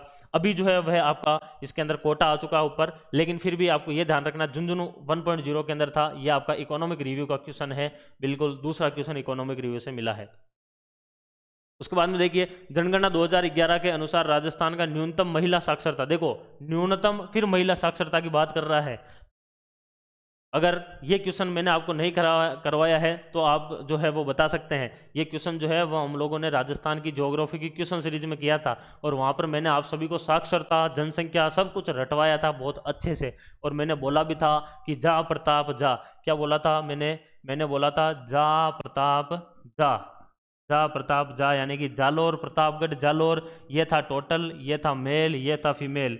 तो फीमेल का जालोर हो जाता आपका एकदम सही उत्तर, क्योंकि यहाँ पर क्या बात कर रहा है, न्यूनतम की कर रहा है। अगर मैक्सिमम की करता तो मैंने बताया था कोटा जयपुर झुंझुनू, झुंझुनू कोटा जयपुर मेल के लिए, फिर फीमेल के लिए कोटा जयपुर झुंझुनू। ये मैंने बताया था, बहुत अच्छे से रटवाया था। आराम से सीधे सीधे क्वेश्चन मिले आपको ज्योग्राफी की क्लास से और इकोनॉमिक रिव्यू से, एक भी क्वेश्चन बाहर नहीं है। ठीक है, तो जालोर इसका सही हो जाएगा। उसके बाद में देखिए, राजस्थान में नवजीवन योजना प्रारंभ की गई है। ये क्वेश्चन जो है वो बजट से आया है। नवजीवन योजना जो है ये बेसिकली 2009 के आसपास चलाई गई थी, लेकिन इस योजना के तहत हाल ही में थोड़े से जो है वो फंड दिया गया है। और ये जो है जो आपकी हथकंडी शराब होती है या फिर जो अवैध शराब का निर्माण करने वाले जो व्यक्ति और परिवार है, समुदाय है, उनको उससे मतलब कि मुख्य धारा में लाने के लिए ये योजना चलाई गई है, नवजीवन योजना, जिसका संबंध जो है वो राजस्थान से है। और यह बजट से क्वेश्चन पूछा गया है ये क्वेश्चन। ठीक है ना, टाइम नहीं मिला, नहीं तो बजट भी करते। और लेकिन वैसे देखें तो बजट से इतने क्वेश्चन आए नहीं थे, ना इंडिया रिव्यू से क्वेश्चन आए थे, ना इंडिया बजट से क्वेश्चन आए थे। क्वेश्चन राजस्थान की इकोनॉमिक सर्वे से आने वाले थे, मुझे पता था, वही मैंने आपको बहुत अच्छे से करवाया। 4-4, 5-5 क्वेश्चन आराम से मिले थे। फिर देखिए, लेखांकन में समाहित है, इस क्वेश्चन के अंदर आप स्टार लगा सकते हैं। ये चौथा क्वेश्चन है, 4 क्वेश्चन में मैं स्टार लगा रहा हूँ। 14 सितंबर के दिन हिंदी भी टफ आई थी, बता रहे हैं, और जो जीके जीएस था उसमें भी डाउट वाले ज़्यादा क्वेश्चन आ रहे हैं 14 सितंबर में। चौथा क्वेश्चन जो है ये डाउट वाला है, मैंने भी इसको ढूंढा था, लेकिन फिर भी इसका आंसर जो है वो आप लोग केवल 1 लगा सकते हैं। और इसके अंदर 4 में इन दोनों के, ये दोनों तो नहीं होंगे, या तो ए या फिर आपका डी हो सकता है। क्योंकि जो लेखांकन है, लेखांकन की बात होती है तो लेखांकन के अंदर कुछ ना कुछ लेखा कार्य किया जाता है, लेखा का काम किया जाता है। लेकिन यहाँ पर तो केवल लेन देन पर नजर रखने की बात हो रही है, तो नजर रखने का मतलब लेखांकन से कोई लेना देना नहीं है। और वित्तीय जानकारी देना भी उसका मतलब नहीं है। लेखांकन का मतलब तो क्या होता है, यहाँ पर बात कर रहा है लेखांकन, तो लेखांकन का मतलब होता है आवक कितनी है आपकी, उसको उसमें नोट डाउन करना, और जावक कितनी है उसको करना, और वह उधार पर आ रही है, नगद पर आ रही है, वो चीज़ करना। तो बेसिकली वो चीज़ होता है। तो ये दोनों मेरे हिसाब से नहीं है, इसमें केवल 1 होना चाहिए, लेकिन फिर भी इसमें 50-50 छोड़ देते हैं, स्टार लगा दिया है। 4 क्वेश्चन आपके हो चुके स्टार के, ठीक है ना। उसके बाद में देखिए, निम्न में से कौन सा राजकोषीय नीति का उपकरण नहीं है। देखिए, राजकोषीय नीति के अंदर आपका कर होता है, राजकीय व्यय, सरकारी व्यय होता है, सार्वजनिक ऋण होता है, लेकिन बैंक दर जो है यह आपका मौद्रिक नीति के अंतर्गत आता है। ये किस में आता है, यह आपका मौद्रिक जो नीति है उसके अंतर्गत आता है, मौद्रिक नीति में आता है। और ये क्वेश्चन मुझे याद है, यह आपके जो राजस्थान अपने SI GK का जो अपना टेस्ट होता था, उस टेस्टों के अंदर, उन 22 टेस्टों के अंदर ये क्वेश्चन 2-3 बार आया भी था और बहुत इंपॉर्टेंट क्वेश्चन था, इसलिए इसको लिया गया था। और वहाँ पर अच्छे से बताया गया था राजकोषीय नीति और मौद्रिक नीति जो है उनके अंदर कौन कौन सी चीज़ें आती है, कौन कौन सी उसमें से अलग है। आगे देखिए, ये साइंस का क्वेश्चन है। पहाड़ पर चढ़ता हुआ व्यक्ति जो है वह आगे की ओर क्यों झुकता है? भाई साहब, ये पहाड़ है और इस पहाड़ के ऊपर अगर ये आदमी चल रहा है तो ये थोड़ा सा आगे की तरफ झुका हुआ रहता है। क्यों झुका हुआ रहता है? अगर इधर झुकेगा तो पीछे गिर जाएगा ना। इधर झुका हुआ क्यों रहता है? वो इसलिए रहता है ताकि वो उसको स्थायित्व मिल जाए, यानी कि जो उसका सेंटर ऑफ ग्रेविटी है, यानी कि जो उसका गुरुत्व का जो केंद्र है, वो गुरुत्व का केंद्र थोड़ा इधर आगे रहे तो वो पीछे की साइड ना गिरे। तो थकान तो भाई साहब जो थकान वाले हैं उनका तो बात ही अलग है, और वेग तो वैसे ही नहीं, कोई मतलब नहीं है, और धार्मिक मान्यता तो ऐसी कुछ नहीं है। इसका आंसर जो सी होगा, स्थायित्व बढ़ाने के लिए जो है वह थोड़ा आगे जाता है, गुरुत्व जो उसका केंद्र है उसको मतलब कि स्थायी करने के लिए। मानव शरीर में ग्लूकोज किस रूप में संग्रहित होता है? बहुत इंपॉर्टेंट क्वेश्चन है और अच्छा क्वेश्चन है। मैंने बताया भी था आपको जब अपन लोगों ने क्लास लगाई थी इसकी DTS की। DTS के अंदर मैंने बताया था कि जो पेड़ पौधे होते हैं वह ग्लूकोज को स्टार्च के रूप में करते हैं, एब्जॉर्ब या फिर उसको संग्रहित करते हैं, स्टोर करते हैं। जबकि मानव शरीर के अंदर जो ग्लूकोज है ये ग्लाइकोजन के रूप में जो है वह आपके लीवर के अंदर स्टोर होता है। और जब भी आप कोई व्रत वगैरह, उपवास वगैरह रखते हैं तो उस दौरान जो है ये ग्लाइकोजन काम करता है, और ये ग्लाइकोजन जो है ये ग्लूकोज हो जाएगा आपके मानव शरीर में। मनुष्य के शरीर का कठोरतम पदार्थ क्या है? यह आपको कक्षा 5-6 से ही पढ़ाते हुए मिल रहे होंगे। तो दांत का जो इनेमल होता है ये आपका सबसे क्या होता है, आपका कठोरतम पदार्थ होता है। थार पारकर किस पशु की नस्ल है? यह भी आप सभी को पता होगा। मैंने बताया था राजस्थान की ज्योग्राफी में जब अपन लोगों ने पशुधन किया था क्वेश्चन सीरीज में। देखो, क्वेश्चन सीरीज से भी क्वेश्चन बाहर नहीं गया है, और उसके अंदर मैंने बताया था कि हरी गाय का माल थाना में गिरा। हरी गाय का माल थाना में गिरा, तो थाना के अंदर था का मतलब बन रहा था थार पारकर, और हरी गाय बन रही थी, तो हरी गाय का माल थाना में गिरा तो थार पारकर गाय को जाता है। बहुत आसान क्वेश्चन भी था, और क्वेश्चन सीरीज अगर आपने देखी है तो एक भी क्वेश्चन बाहर नहीं है। निम्न में से किस समग्र को राष्ट्रीय आय कहा जाता है? इसमें से किसको राष्ट्रीय आय कहा जाता है? देखिए, नेशनल इनकम की बात कर रहा है, इंडिया इकोनॉमी का क्वेश्चन है। नेशनल इनकम जो होती है ना, वो यहाँ पर बात हो रही है basically NNP, net national product at factor cost की बात हो रही है। यानी कि जो राष्ट्रीय आय है, उस राष्ट्रीय आय के अंदर मैंने बताया था कि जीडीपी जब आपकी निकाल ली जाती है, किसके ऊपर? जीडीपी को जब निकाल लेते हैं राष्ट्र के जो लोग हैं, नागरिक जो, उनके ऊपर, तो वो हो जाती है जीएनपी, और जीएनपी के अंदर मूल्य ह्रास घटा देते हैं तो वो फिर बन जाता है एनएनपी। और एनएनपी एट फैक्टर कॉस्ट, यानी कि जितनी उसकी लागत आ रही है उस लागत के आधार पर अगर विशुद्ध नेट हो गया तो यहाँ पर तो कोई दिक्कत ही नहीं थी। विशुद्ध राष्ट्रीय उत्पाद, तो ये हो गया विशुद्ध राष्ट्रीय उत्पाद, और है किसके ऊपर? बाजार कीमत, यानी कि मार्केट प्राइस, या फिर साधन की लागत यानी फैक्टर कॉस्ट। तो ये फैक्टर कॉस्ट के ऊपर होता है, और इसका जो है वो बी एकदम सही हो जाएगा इसके अंदर। फिर देखिए, निम्नलिखित में से कौन सी सब्जी मूल यानी कि जड़ नहीं है? तो गाजर और मूली ये दोनों होती है। इन दोनों में आपको कंफ्यूज हो सकता था, लेकिन सलजम जो है यह आपकी जो है वो जड़ होती है, जबकि आलू जो है ये तना होता है, ये जड़ नहीं होता है। ठीक है, ये आलू हो जाएगा इसका। निम्न में से जो है वो आपके डेटा की सबसे छोटी संभव इकाई क्या है? मैंने बताया था आपको 13 सितंबर में भी कि एक क्वेश्चन जो है वो कंप्यूटर से रिपीट हो रहा है। पटवारी में भी कंप्यूटर है, कंप्यूटर अच्छे से करना है। 15 नंबर के 15 क्वेश्चन आएंगे, 30 नंबर के पटवारी के अंदर भी। लेकिन यहाँ पर आपके लिए बहुत ईजी क्वेश्चन था ये, क्योंकि वहाँ पर आया था एक निब्बल का आया था आई थिंक, और यहाँ पर बोल रहा है सबसे छोटी इकाई कौन सी है। तो उस टाइम भी मैंने बताया था कि सबसे छोटी जो होती है वह आपकी क्या होती है? सबसे छोटी जो है वो आपकी बिट होती है, और उसके बाद में फिर आपका क्या आ जाता है? बिट के बाद में आता है फिर आपका बाइट। ठीक है ना, बिट से बाद में बाइट आता है, फिर किलोबाइट। ठीक है ना, और इसके किलोबाइट आ जाता है, और यहाँ पर बेसिकली निब्बल आ जाता है एक बीच में। 4 बिट बराबर 1 निब्बल हो जाता है। तो इस प्रकार से फिर आपके आगे MB GB वगैरह, वो TB वगैरह वो चलता रहता है। लेकिन सबसे छोटी पूछी थी तो बिट एकदम आपका राइट आंसर है। कौन सा पानी में घुलनशील जो है वो आपका विटामिन है? देखिए, पानी और उसके लिए आपके एक आता है वसा में। तो वसा में घुलनशील के लिए आप लोग याद रख सकते हैं कीड़ा, KEDA। ये कीड़ा जो है ये किस में है? ये वसा में घुलनशील है। इसके अलावा कौन सा बच रहा है? एक तो बी संकुल वाला बच रहा है और एक सी बच रहा है। यानी ये तो हो जाते हैं आपके किसके अंदर? पानी के अंदर, और ये किस में हो जाते हैं? ये हो जाते हैं आपके वसा के अंदर। तो इस हिसाब से जो है वह बी और सी में से केवल यही बन रहा है B1, जो कि थाइमीन होता है। तो B1 जो है वो पानी में घुलनशील हो जाएगा। फिर देखिए, निम्नलिखित में से कौन सी गैसें अम्लीय वर्षा के लिए मुख्य रूप से उत्तरदायी है? यह क्वेश्चन अपनी क्लास से है, मैंने बहुत अच्छे से बताया था। केवल 1.5 घंटे की वो क्लास थी, 1.5-2 घंटे के आसपास, और वो क्लास थी आपके इकोलॉजी एंड एनवायरनमेंट। वो मैंने केवल 1.5-2 घंटे करवाए थे, उसमें से आराम से आपके क्वेश्चन भिड़ गए। कोई क्वेश्चन एनवायरनमेंट इकोलॉजी का उस क्लास से बाहर नहीं गया। उसमें मैंने बताया था, मेरे को याद है आपको, कि एसिड रेन, मैंने अम्लीय वर्षा वहाँ पर बताई थी, बहुत अच्छे से बताई थी। और मैंने कहा था अम्लीय वर्षा के लिए एक तो आपका सल्फर डाइऑक्साइड जाता है और एक आपके नाइट्रोजन के जो ऑक्साइड होते हैं वह जाते हैं। ये दोनों जो है जब ये H2O के साथ में रिएक्शन करते हैं तो ये तो बनाता है H2SO4, ये बनाता है HNO3। तो उस स्थिति के अंदर जो है देखिए सल्फर डाइऑक्साइड SO2 और नाइट्रस ऑक्साइड हो जाएगा आपका, और इस हिसाब से इसका राइट आंसर डी हो जाएगा। ये आपके इकोलॉजी एनवायरनमेंट में से आराम से मिल गया है, कोई इतनी दिक्कत नहीं आई है। और मैं मतलब कि मेरे को भी काफ़ी खुशी अनुभव हुई उस समय जब मैंने देखा कि यार वाकई में अपन ने जो पढ़ाया है उसी में से क्वेश्चन आया है, क्वेश्चन उससे बाहर गया नहीं है।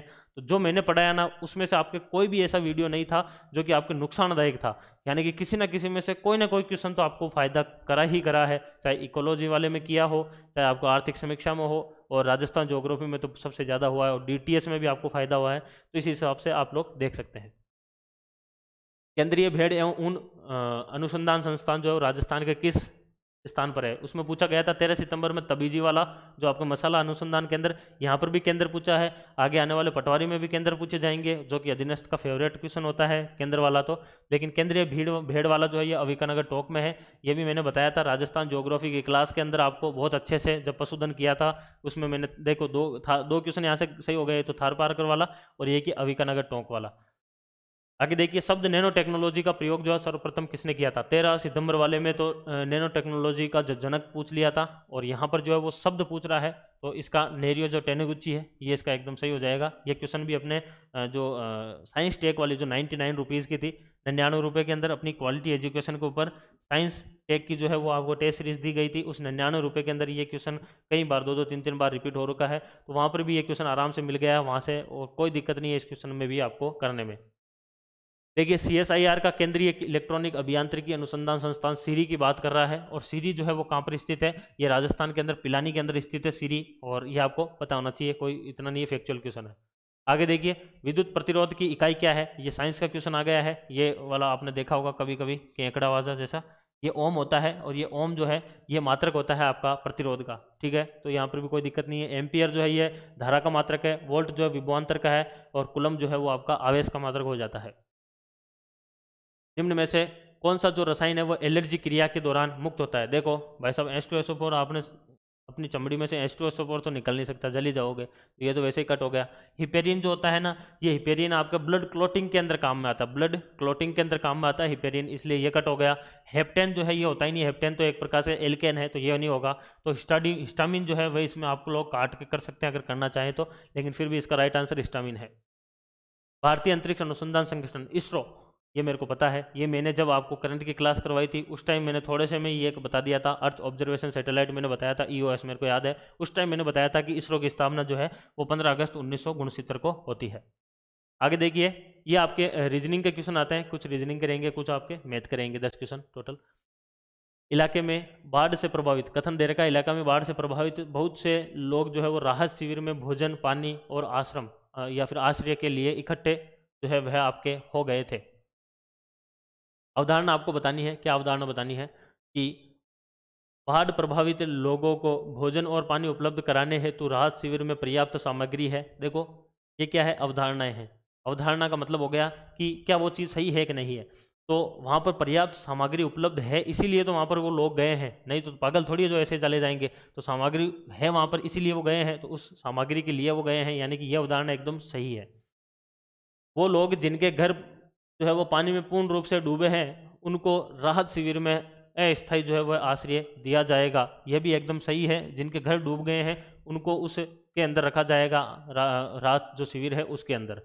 जबकि अभी बाढ़ से प्रभावित बहुत सारे लोग ऐसे हैं जो राहत शिविर में नहीं पहुंचे। देखिए ये यहाँ पर अवधारणा है, ये क्या है यहाँ पर, ये अवधारणा है। और ये जो आपका तीसरा वाली अवधारणा है ये आपके एक प्रकार से निष्कर्ष की तरफ आपको लेकर जा रही है कि कुछ लोग आए ही नहीं है, अभी अपने को नहीं पता आए कि नहीं आए, हमें तो अवधारणा बतानी है कि वो वहाँ पर इकट्ठे क्यों है। इस हिसाब से ये एक निष्कर्ष बन रहा है, ये अवधारणा नहीं बन रही, इसलिए वजह से इसका 1 और 2 यानी कि बी जो है वो इसका सही उत्तर हो जाएगा। ठीक है, आगे चलते हैं।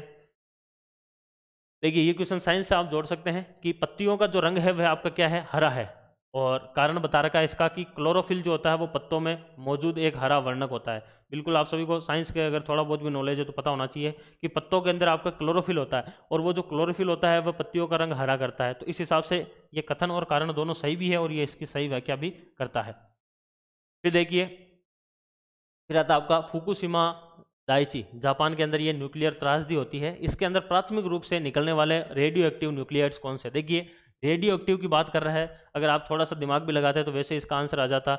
ये देखिए कैल्शियम दिया हुआ है, ये तो सारे के सारे जो रेडियो एक्टिव है, कैल्शियम दे रखा है, बेरियम हो जाता है, ऑक्सीजन दे रखा है इधर, और क्लोरीन दे रखा है, और फिर ये फाइनली आपको आयोडीन 131 और सीजियम दे रखा है 137। ये दोनों के दोनों उच्च रेडियो एक्टिव होते हैं और ये यहाँ से निकलते हैं।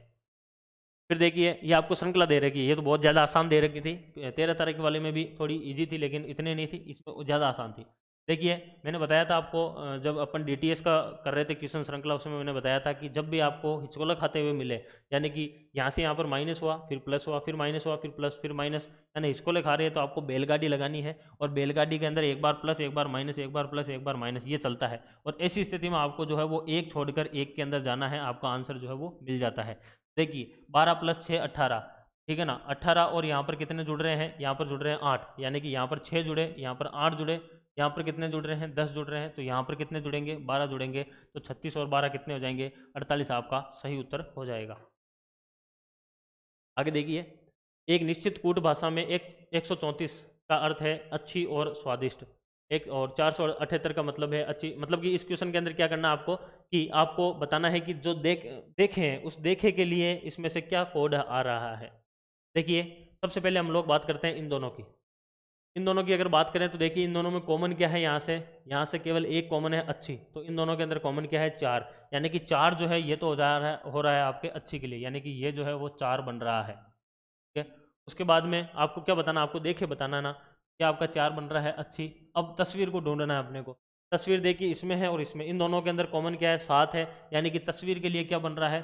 7 बन रहा है, यानी कि 4 और 7 तो इसमें से चले गए, पीछे क्या बचा आपका? 4 और 7 चले गए, पीछे बचा आपका 8, 8 बच रहा है, यानी कि 8 जो है वो इसका आपके किसके लिए हो जाएगा? देखे के लिए हो जाएगा। आगे देखिए, एक परिवार के 6 सदस्य ABCDEF एक साथ यात्रा कर रहे हैं।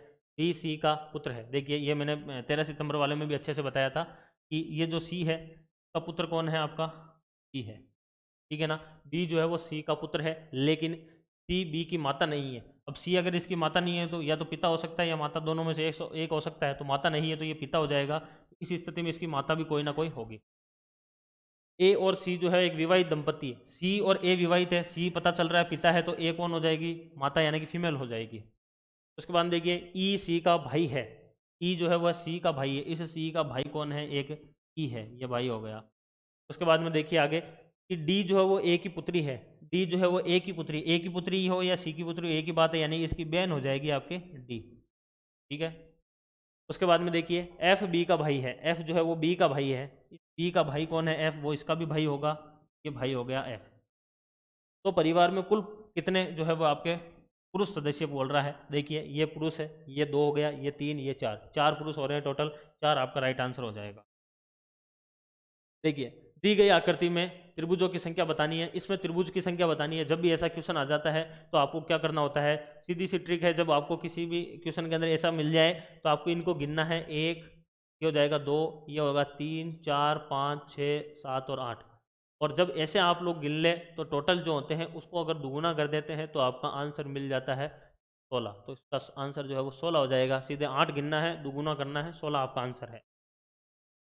2 व्यक्तियों ए व बी की आय का अनुपात। ये क्वेश्चन मेरे को याद है, मैंने डीटीएस के अंदर आपको करवाया था और बहुत अच्छे से बताया था उस टाइम कि अगर आपको आय का अनुपात दिया हुआ रहे, अगर आपको आय का अनुपात दिया हुआ रहे और वे का अनुपात दिया हुआ रहे, अगर वे का अनुपात दिया हुआ रहे तो आपको दोनों की बचत, भाई आय में से अगर बचत को घटाएंगे तो पीछे क्या रहेगा? वही तो रहेगा। तो इसकी आय है 8, उसमें से घट जाएगा आपका कितना? 2400 इसकी बचत, ठीक है ना। और इधर कितनी है इसकी बचत? इसकी है 2000, तो 5 इसकी आई है, इसमें से हो जाएगा 2000 माइनस। अब मैंने ये DTS में बताया था, इस प्रकार का क्वेश्चन आए तो आपको एक भाग का मान निकालना है। तो 8 तरी 24 तो ये होगा, और 5 25 ये हो जाएगा, 25 - 24 तो यहाँ से आ जाएगा। और इस क्वेश्चन में मैंने बताया था अगर ये अलग अलग हो तो अलग अलग गुणा करना है, अगर ये सेम हो तो फिर एक साथ कर सकते हैं। तो देखो इसके इससे करेंगे तो ये हो जाएगा आपका 7200, और माइनस इसको करेंगे तो ये हो जाएगा आपका 10,000। ठीक है ना। अब ये कोई ज़रूरी नहीं है माइनस आएगा, माइनस कोई ज़रूरी नहीं है। यहाँ पर आपको क्या करना है, इनका डिफरेंस लिखना है, बेसिकली वो बात आती है।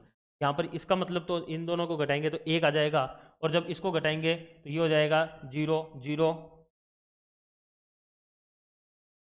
और ये हो जाएगा आपका कितना हो जाएगा 2800, ये आपका आ जाएगा। ठीक है ना, 2800 ये आ जाएगा, यानी एक भाग का मतलब कितना है 2800 है, एक भाग का मतलब है 2800। तो आपको यहाँ पर पूछ क्या रहा है, तो ए की आई जो है वो रुपये में बतानी है। ए की आई क्या है 8 है, तो 2800 को जो है वह आप लोग क्या कर दो, 2800 को क्या कर दो 8 से गुणा कर दो, तो आपका जो आंसर है 22,400 जो है वो आपका आंसर हो जाएगा। ठीक है, कोई दिक्कत नहीं इसमें। आगे चलते हैं। राजस्थान के एक शहर की जनसंख्या 3 लाख है। देखिए ये क्वेश्चन थोड़ा अच्छा है, लेकिन इतना भी नहीं है। ये भी अपने DTS में से अगर आपने की हो क्लास आराम से तो अच्छे से हो जाता। देखिए 3 लाख जो है वो आपकी टोटल पॉपुलेशन है। ठीक है ना, इसमें से 1,80,000 पुरुष है। देखिए अगर 1,80,000 आपके पुरुष हो गए, 1,80,000 पुरुष है, वे कुल जनसंख्या का 50% शिक्षित है, यानी कि ये 3 लाख है, 1,50,000 क्या है आपके शिक्षित है, ये शिक्षित हो जाएंगे। यदि 70% पुरुष जो है वो शिक्षित है, देखिए 1,80,000 इधर चला गया तो आपका कितना लग जाएगा 1,20,000 जो है वो आपके फीमेल हो जाएगी। ये फीमेल है और ये आपके मेल है।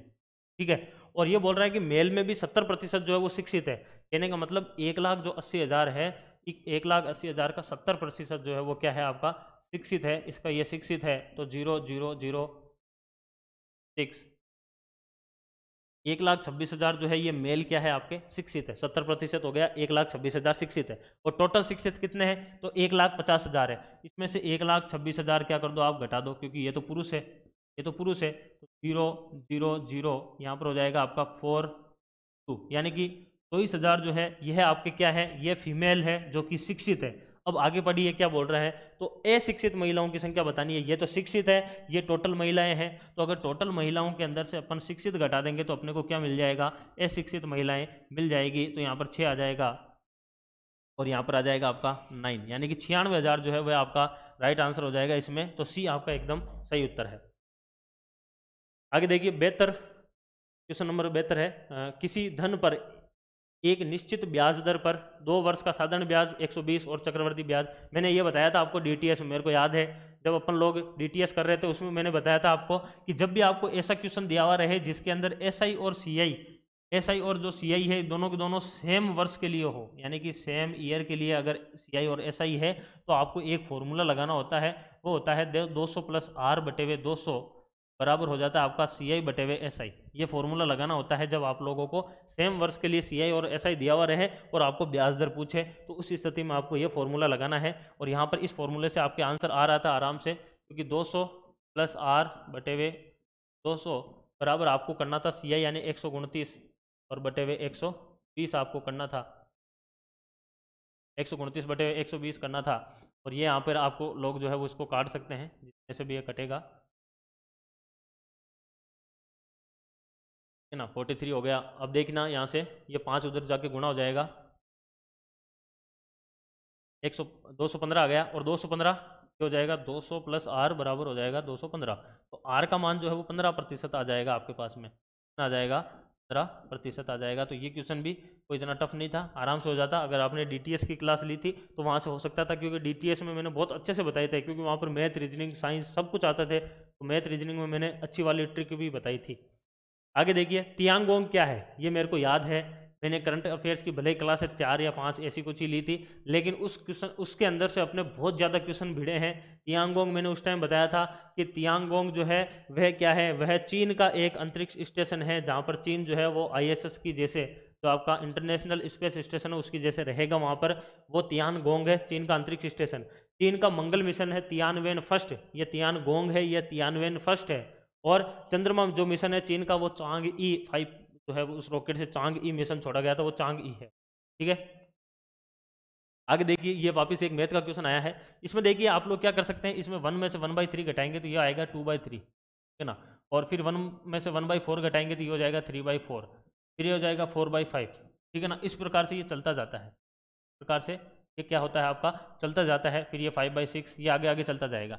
लेकिन ये वाले जो है ये सारे के सारे कट जाते हैं इसमें, और यहाँ पर 2/6 आ जाता है, और 2/6 को काटेंगे तो 1/3 आ जाएगा, ठीक है ना। लेकिन अपन इसमें फिर भी ऐसे समझे कि ये अगर मान लो लास्ट वाली अगर संख्या आएगी तो भी स्टार्टिंग में क्या रहेगा, 2 तो रहेगा ही रहेगा हर परिस्थिति में, और लास्ट वाली मान लेते हैं वहाँ पर क्या है n तक जा रहा है, तो 2/n जो है वो इसका आप आंसर बना सकते हैं एकदम सही।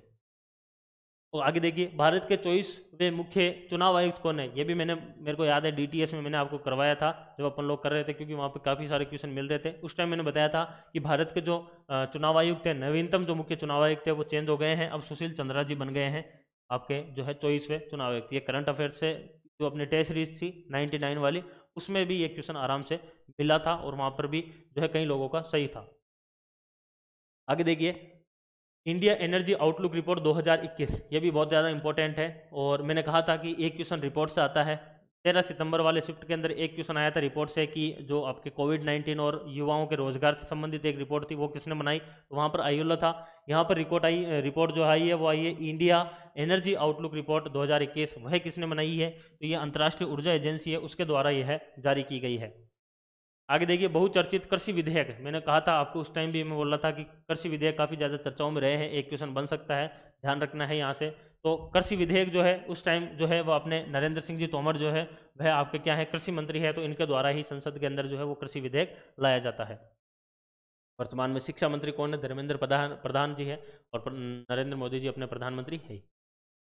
निम्न में से कौन राष्ट्रीय शिक्षा नीति 2020 की मसौदा समिति के अध्यक्ष थे, इनमें से कौन जो थे वह, ये भी मैंने बताया था, डीटीएस में भी बताया था, अपनी करंट अफेयर्स की टेस्ट सीरीज में से ये क्वेश्चन बिल्कुल एज इट इज आया है। के कस्तूरी रंगन जो है ये पूर्व इसरो के अध्यक्ष भी रहते हैं, इनको जो है वह नई जो शिक्षा नीति का जो मसौदा रहता है वह बनवाई जाती है के कस्तूरी रंगन के जो अध्यक्षता के अंदर, ठीक है ना। आगे देखिए भारतोलन मीराबाई चानू किस भारतीय राज्य से संबंधित है, ये क्वेश्चन आपका जो है वो टोक्यो ओलंपिक से है, तो मणिपुर से इनका संबंध है, और ये भारोत्तोलन से संबंधित है, मीराबाई चानू है। और आगे हो सकता है आपको आने वाले जो पटवारी वगैरह हैं उनके अंदर पूछ ले पैरा ओलंपिक से, तो वहाँ से भी याद रखना है। और इन्होंने जो है वो रजत पदक जीता था, और सिल्वर जो मेडल इन्होंने जीता था वह शुरुआत में सबसे पहला जो मेडल है वो इनका ही आता है भारत के लिए, ठीक है ना। टोटल जो है शायद 14 या 15 वाले में किसी में या 13 वाले में पूछा था कि भारत से टोटल कितने प्लेयर गए थे, ऐसा कुछ क्वेश्चन था, तो उसमें वहाँ पर हो जाता आपका 4। राजस्थान से पूछा था उसमें, तो 4 प्लेयर थे। पैरा ओलंपिक में भारत से कितने प्लेयर, राजस्थान कितने प्लेयर थे, 6 प्लेयर थे पैरा में, और उसमें थे 4। आगे देखिए मार्च 2021 में बंद किया गया तलचर जो आपका थर्मल पावर प्लांट है वो कहाँ पर स्थित है, वैसे भी आप पकड़ सकते थे, तलचर जो उड़ीसा के अंदर है, लेकिन फिर भी जो है वहाँ का था, और आपका जो पावर प्लांट है वो बंद हुआ है मार्च 2021 में। ये भी करंट से ही क्वेश्चन आया है, करंट रिलेटेड है, तो तलचर जो है वो उड़ीसा में है। अल अक्सा मॉस्क, अल अक्सा जो मस्जिद है ये काफ़ी इंपॉर्टेंट क्वेश्चन है, और काफ़ी ज़्यादा चर्चाओं में रही थी ये, आप सभी को पता हो। तो जब आपका जो मैंने बताया भी था थोड़ा बहुत करंट की क्लास में कि इजराइल और जो आपका फिलिस्तीन है उनके बीच में विवाद चलता है, और यरूशलेम या जेरूशलेम को लेकर तो मेन रूप से चलता है। यहाँ पर जो है वह ईसाई हुए या फिर आपके यहूदी हुए या मुस्लिम हुए, इन तीनों संप्रदाय जो है उनके लिए पवित्र स्थल माना जाता है आपका जेरूशलेम। और वहीं पर ही मुस्लिम जो समुदाय है उसके लिए एक मस्जिद है अल अक्सा मॉस्क, और उस अल अक्सा मस्जिद के ऊपर जो है वो बमबारी करवाई गई थी इजराइल के द्वारा, ऐसा उसमें कहा गया था, और इस वजह से जो है यहाँ पर काफ़ी ज़्यादा विरोध के जो देखे गए थे, इस वजह से ये चर्चाओं में रही थी अल अक्सा मस्जिद जो है, और यहाँ पर जो जेरूशलेम में ये स्थित है। आने वाले टाइम में हो सकता है आपको जो है वो क्वेश्चन मिल जाता है, और जो इंटरनेशनल करंट अफेयर्स है उससे, तो वो ध्यान रखना है आपको। आगे देखिए मारवाड़ क्षेत्रीय जनजाति विकास बोर्ड का मुख्यालय जो है वो स्थापित किया गया है। मेरे को याद है ये क्वेश्चन जो राजस्थान की टेस्ट सीरीज थी अपनी लास्ट वाली, जो कि जस्ट पहले ही आई थी अगस्त के महीने के अंदर 99 के अंदर, उसके अंदर ये क्वेश्चन आया हुआ था, और बहुत अच्छे से वहाँ पर बताया हुआ था कि मारवाड़ जो क्षेत्रीय जनजाति जो विकास बोर्ड है उसका मुख्यालय जोधपुर के अंदर है, और वहाँ पर ये क्वेश्चन आया था, बहुत ज़्यादा इंपॉर्टेंट क्वेश्चन भी था ये। लेकिन आपको अगर टेस्ट सीरीज में से अगर आपके अगर सारे के सारे क्वेश्चन निकाले हैं एक बार भी, तो आपको ये सही हो जाता। राजस्थान में मुख्यमंत्री कोरोना बाल कल्याण योजना के बारे में निम्नलिखित कथनों में से पढ़ी है। देखिए अपन ने करंट अफेयर्स की क्लास की थी, और पहले ही दिन जब मैंने बताया था उस टाइम यही योजना मैंने बताई थी, मेरे को याद है, और मैंने बहुत अच्छे से बताई थी, और ये भी कहा था कि आने वाले टाइम में इसमें से क्वेश्चन आएगा, चाहे पटवारी हो, चाहे वीडी हो, चाहे आरएस हो। देखिए, ये जो मुख्यमंत्री कोरोना बाल कल्याण जो योजना है, इसमें मैंने 2-3 चीज़ें बताई थी। एक तो ये बताई कि 1 लाख रुपए जो है वो एक मुश्त हाथों हाथ दिए जाएँगे। उसके बाद में 2500 रुपये जो है, ये 2500 रुपये जो है वो मासिक रूप से उसको 18 साल तक दिए जाएँगे। और उसके बाद में मैंने बताया था कि जैसे 18 साल का हो जाएगा तो फिर 5 लाख रुपए उसको दिए जाएँगे, ठीक है ना? और इसके अलावा भी मैंने बताया था कि जो अपने डीबीटी वाउचर योजना है, उसके तहत जो है वो उसको 12वीं क्लास जो है वहाँ तक 12वीं कक्षा तक उसको जो है वो मुफ्त में जो है वो आवासीय विद्यालय के अंदर पढ़ाया जाएगा। ये भी उसमें बताया गया था, ठीक है ना? ये सारी की सारी चीज़ें थी। और इसके अलावा भी इसमें मैंने बताया था कि एक जो कोरोना की वजह से जो महिलाएं विधवा हुई है, उनको 2500 की जगह 1500 रुपये दिए जाएंगे, 1 लाख रुपए एक मुश्त दिए जाएंगे। और अगर उनके बच्चे हैं तो 1000 रुपये जो है वो बच्चों को दिए जाएंगे। और इसके अलावा जो है वो 2000 रुपये जो प्रति बच्चा वार्षिक रूप से उसके ड्रेस वगैरह और उनके लिए दिया जाएगा, पुस्तकों के लिए। तो इस योजना के अंदर देखिए 1 लाख रुपए जो वो तत्काल सहायता दी जाएगी, ये बिल्कुल सही है। और 18 वर्ष की आयु तक उसको 3500 रुपये नहीं 2500 रुपये दिए जाएंगे, इस हिसाब से ये गलत है। तो इसका जो है वो केवल एक जो है वो सत्य हो जाएगा। मुख्यमंत्री चिरंजीवी स्वास्थ्य बीमा योजना राजस्थान में प्रारंभ की गई थी। ये भी मैंने बताया था करंट की क्लास के अंदर कि 1 मई 2021, जो कि 1 अप्रैल 2021 को इसकी घोषणा होती है। और 1 मई 2021 से जो है मुख्यमंत्री चिरंजीवी योजना ये आपकी शुरू हो जाती है। और यह जो है आपके मुख्यमंत्री चिरंजीवी योजना के अंदर जो है वो आपको 5 लाख रुपए का स्वास्थ्य बीमा मिलता है, जिसके अंदर आप इलाज करवा सकते हैं सरकारी, और कुछ इसमें प्राइवेट हॉस्पिटल भी शामिल है, ये आप ध्यान रखना है। आगे देखिए, कोविशील्ड क्या है, ये भी मेरे को याद है, मैंने करवाया था करंट की क्लास में ही है, उस टाइम चर्चा में रहा था। और इसके अलावा अपनी जो 99 जो करंट वाली क्लास अपनी जो टेस्ट सीरीज थी 99 वाली करंट अफेयर्स की, उसमें से ये क्वेश्चन 2-3 बार आ रखा है वहाँ पर भी, क्योंकि काफ़ी ज़्यादा ये चर्चा में रहा था। और कोविशील्ड जो है वो कोविड-19 जो है उसके लिए रैपिड एंटीजन जो है वो आपका परीक्षण किट है एक प्रकार का, यानी कि कोरोना के टेस्ट के लिए एक किट है जो कोविड-19 है आपका कोविशील्ड। आगे देखिए, आईटी नियम 2021 में ट्रेसेबिलिटी प्रावधान क्या है। तो देखिए, ट्रेसेबिलिटी का मतलब है कि जो अभी आईटी नियम में नयों में संशोधन किया गया है, उसमें यह कहा गया है, जो व्हाट्सअप आपके फेसबुक ट्विटर वगैरह हैं, कि भारत सरकार ने ये कहा था कि हमारे देश के अंदर जो कोई भी सांप्रदायिक हिंसा वगैरह ऐसी होती है, उसका कारण जो है वो कई सारी पोस्ट वगैरह बन जाती है। इस वजह से हम चाहते हैं कि कोई भी ऐसी पोस्ट जो कि सांप्रदायिक जो सद्भाव है उसको ख़त्म करता है या उसको जो है वो हनन करता है, उस स्थिति के अंदर आप लोग हमें बताएंगे कि जो वो पोस्ट है वह मूल रूप से कहाँ से निकली है। तो ऐसी स्थिति के अंदर इसमें जो है आपका बी नंबर की किसी सूचना के प्रथम निर्गत करता है, यानी शुरुआत में वो पोस्ट जो किसने डाली की पहचान प्रदान करने के लिए सोशल मीडिया जो मंच है उनके ऊपर एक विधिक जानकारी जिम्मेदारी जो है वो भारत सरकार ने रखी थी। ये था आपका ट्रेसेबिलिटी। आगे देखिए, भारत द्वारा टोक्यो ओलंपिक 2020 में जीते गए पदक कितने थे। देखिए, एक तो गोल्ड जीता था, 2 सिल्वर थे और 4 आपके ब्रॉन्ज थे। तो टोटल मिलाकर जो है वह आपके 7 पदक जो है वह इसके अंतर्गत आ जाते हैं। और ये काफ़ी ज़्यादा इंपॉर्टेंट है, ध्यान रखना है आपको। भारत जो है वो पहली बार टॉप 50 के अंदर आया है, 49वें नंबर पर आया है। 7 जो है इसके अंदर पदक जीते हैं भारत ने, ठीक है ना। पहले नंबर पर अमेरिका, दूसरे पर चीन, तीसरे पर आपका कौन रहा था, जापान रहा था। ये सारी की सारी चीज़ें आपको ध्यान रखना है। ओलंपिक और पैरा ओलंपिक दोनों से क्वेश्चन जरूर बनेगा, पटवारी में भी, वीडियो में भी, आरएस में भी। आने वाले 5, 6, 7 महीने तक जो भी एग्जाम होंगे उनमें इससे क्वेश्चन आने की संभावना है। चंद्रयान 2 ऑर्बिटर ने चांद की सतह पर मौजूद जिस क्रेटर की तस्वीर जो है वह ली थी, वह कौन सा है। देखिए, ऑर्बिटर का नाम क्या था, विक्रम साराभाई के नाम के ऊपर विक्रम था। और लैंडर का नाम लैंडर का नाम विक्रम था। तो विक्रम जो है उन्हीं के नाम पर, विक्रम साराभाई के नाम पर विक्रम तो जो था वो लैंडर था। और जो वहाँ पर क्रेटर मिला था उस क्रेटर का नाम जो है वो साराभाई क्रेटर रख दिया गया था। आगे देखिए, मारवाड़ से निष्कासन के बाद में दुर्गादास राठौड़ जो हैं उनको मेवाड़ राज्य में क्या पद दिया गया था। तो उनको जो है वो हाकिम का पद दिया गया था और उनको कुछ जागीर भी दी गई थी। और जो है वो हाकिम जो है वो एक प्रकार से अपना जो न्यायाधीश होता है ना, उस प्रकार का ये पद होता है हाकिम का पद, जो ये दिया गया था मेवाड़ रियासत के द्वारा। आगे देखिए, अटपटी पगड़ी चित्रकला किस शैली से संबंधित है। देखिए, अटपटी पगड़ी अलग अलग प्रकार की पगड़ियाँ होती है, उसके अंतर्गत अटपटी पगड़ी जो है यह आपकी मेवाड़ से संबंध रखती है, यह भी आपको ध्यान होना चाहिए। जोती हुई कृषि जो भूमि है उसका साक्ष्य कहाँ से मिलता है। देखिए, जोती हुई कृषि जो है, जुते हुए खेत आप सभी को पता है, कालीबंगा से मिलते हैं जुते हुए खेत, जिसके अंतर्गत सरसों और जो है आपके गेहूँ एक साथ बोए हुए भी मिलते हैं। इसके अलावा अग्निकुंड के साक्ष्य यहाँ से मिलते हैं। यहाँ से युगल जो है वो आपके जो युगल जो है वो जोड़े जो है वो वहाँ पर दफनाए हुए मिलते हैं। इस प्रकार से कई सारी चीज़ें जो कालीबंगा से मिलती है। मानगढ़ धाम नरसंहार, ये भी मेरे को याद है, मैंने आपको बताया था डीटीएस के अंदर बहुत अच्छे से बताया था कि जो आपका मानगढ़ धाम जो हत्याकांड है वह 1913 के अंदर होता है। 17 नवंबर 1913 को होता है। मार्गशीर्ष जो आपकी पूर्णिमा रहती है उस दिन होता है ये। और मानगढ़ धाम जो नरसंहार है ये काफ़ी ज़्यादा चर्चाओं में है। और विजय अपने जो गुरु गोविंद गुरु जो है उनके जो है नेतृत्व के अंदर वहाँ पर एक मीटिंग हो रही रहती है, उसके ऊपर जो है वो गोलीबारी होती है और यहाँ पर 1913 की है आपका नरसंहार है। आगे देखिए, वेदों की ओर लौटो या फिर चलो, इसका नारा किसने दिया था? ये ऐसे क्वेश्चन तो देखो टेस्ट सीरीज में हर जगह मिल जाते हैं, लेकिन फिर भी अपनी टेस्ट सीरीज में तो ऐसे क्वेश्चन जो है वो इंपॉर्टेंट होते हैं, इस वजह से 3-3 4-4 बार मिल जाते हैं। फिर भी वेदों की ओर चलो का नारा जो है वो दयानंद सरस्वती ने दिया था, बहुत ज़्यादा इंपॉर्टेंट है। इसका बी आंसर जो है वो राइट हो जाएगा, आप सभी को पता है। बनी ठनी, ये भी देख लो। कई कई क्वेश्चन तो ऐसे हैं जो कि हमें कई सोर्स से भी नहीं मिलते हैं, और कई कई क्वेश्चन ऐसे हैं जो कई बार रिपीट हो गए हैं, फिर भी ध्यान रखना है। बनी ठनी का संबंध जो है वह किशनगढ़ से। नागरीदास यहाँ पर जो है वह इसके प्रमुख जो है वो चित्रकार आ जाते हैं। आगे देखिए, अग्निकुंडों के साक्ष्य। देखिए एक ही पेपर के अंदर दो दो क्वेश्चन जो है वो कालीबंगा से बने हैं। अग्निकुंड के साक्ष्य जो है वो कालीबंगा से मिलते हैं, राजस्थान के अंदर, ठीक है ना। ये आपको इंपॉर्टेंट रूप से ध्यान रखना है। कालीबंगा के 2 क्वेश्चन एक ही बार में आ गए। अब क्वेश्चन पता नहीं आरपीएससी के पास खत्म हो गए थे, क्या हुआ। राजस्थान में लोकनायक के नाम से किन्हें जाना जाता है? बिल्कुल, लोकनायक जो है वो जयनारायण व्यास को जाना जाता है लोकनायक के रूप में। जोधपुर से इनका संबंध आता है, ठीक है ना। और यह जो है जयनारायण व्यास, ये लोकनायक कहलाते हैं।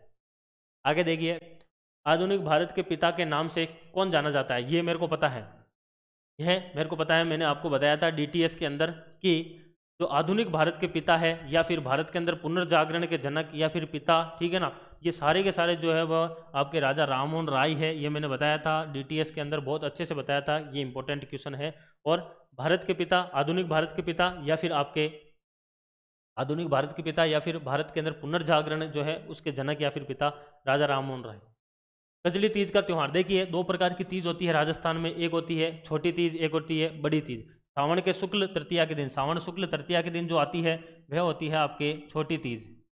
छोटी तीज जो होती है वह आती है आपके सावन शुक्ल तृतीया के दिन। और जबकि बड़ी तीज जो होती है वह आती है भाद्र कृष्ण तृतीया के दिन। यहाँ पर कौन सी आती है? यहाँ पर आती है आपके बड़ी तीज, आती है आपके श्रावण अपने भाद्रपद के अंदर कृष्ण तृतीया के दिन बड़ी तीज आती है। इसी बड़ी तीज को कजली तीज, सातुड़ी तीज या फिर आपके बड़ी तीज इसको कहा जाता है, बूढ़ी तीज कहा जाता है। और इस दिन जो है वह मेला बढ़ता है बूंदी के अंदर, इस बड़ी तीज का, कजली तीज का। और ये भाद्र कृष्ण तृतीया के दिन मनाई जाती है।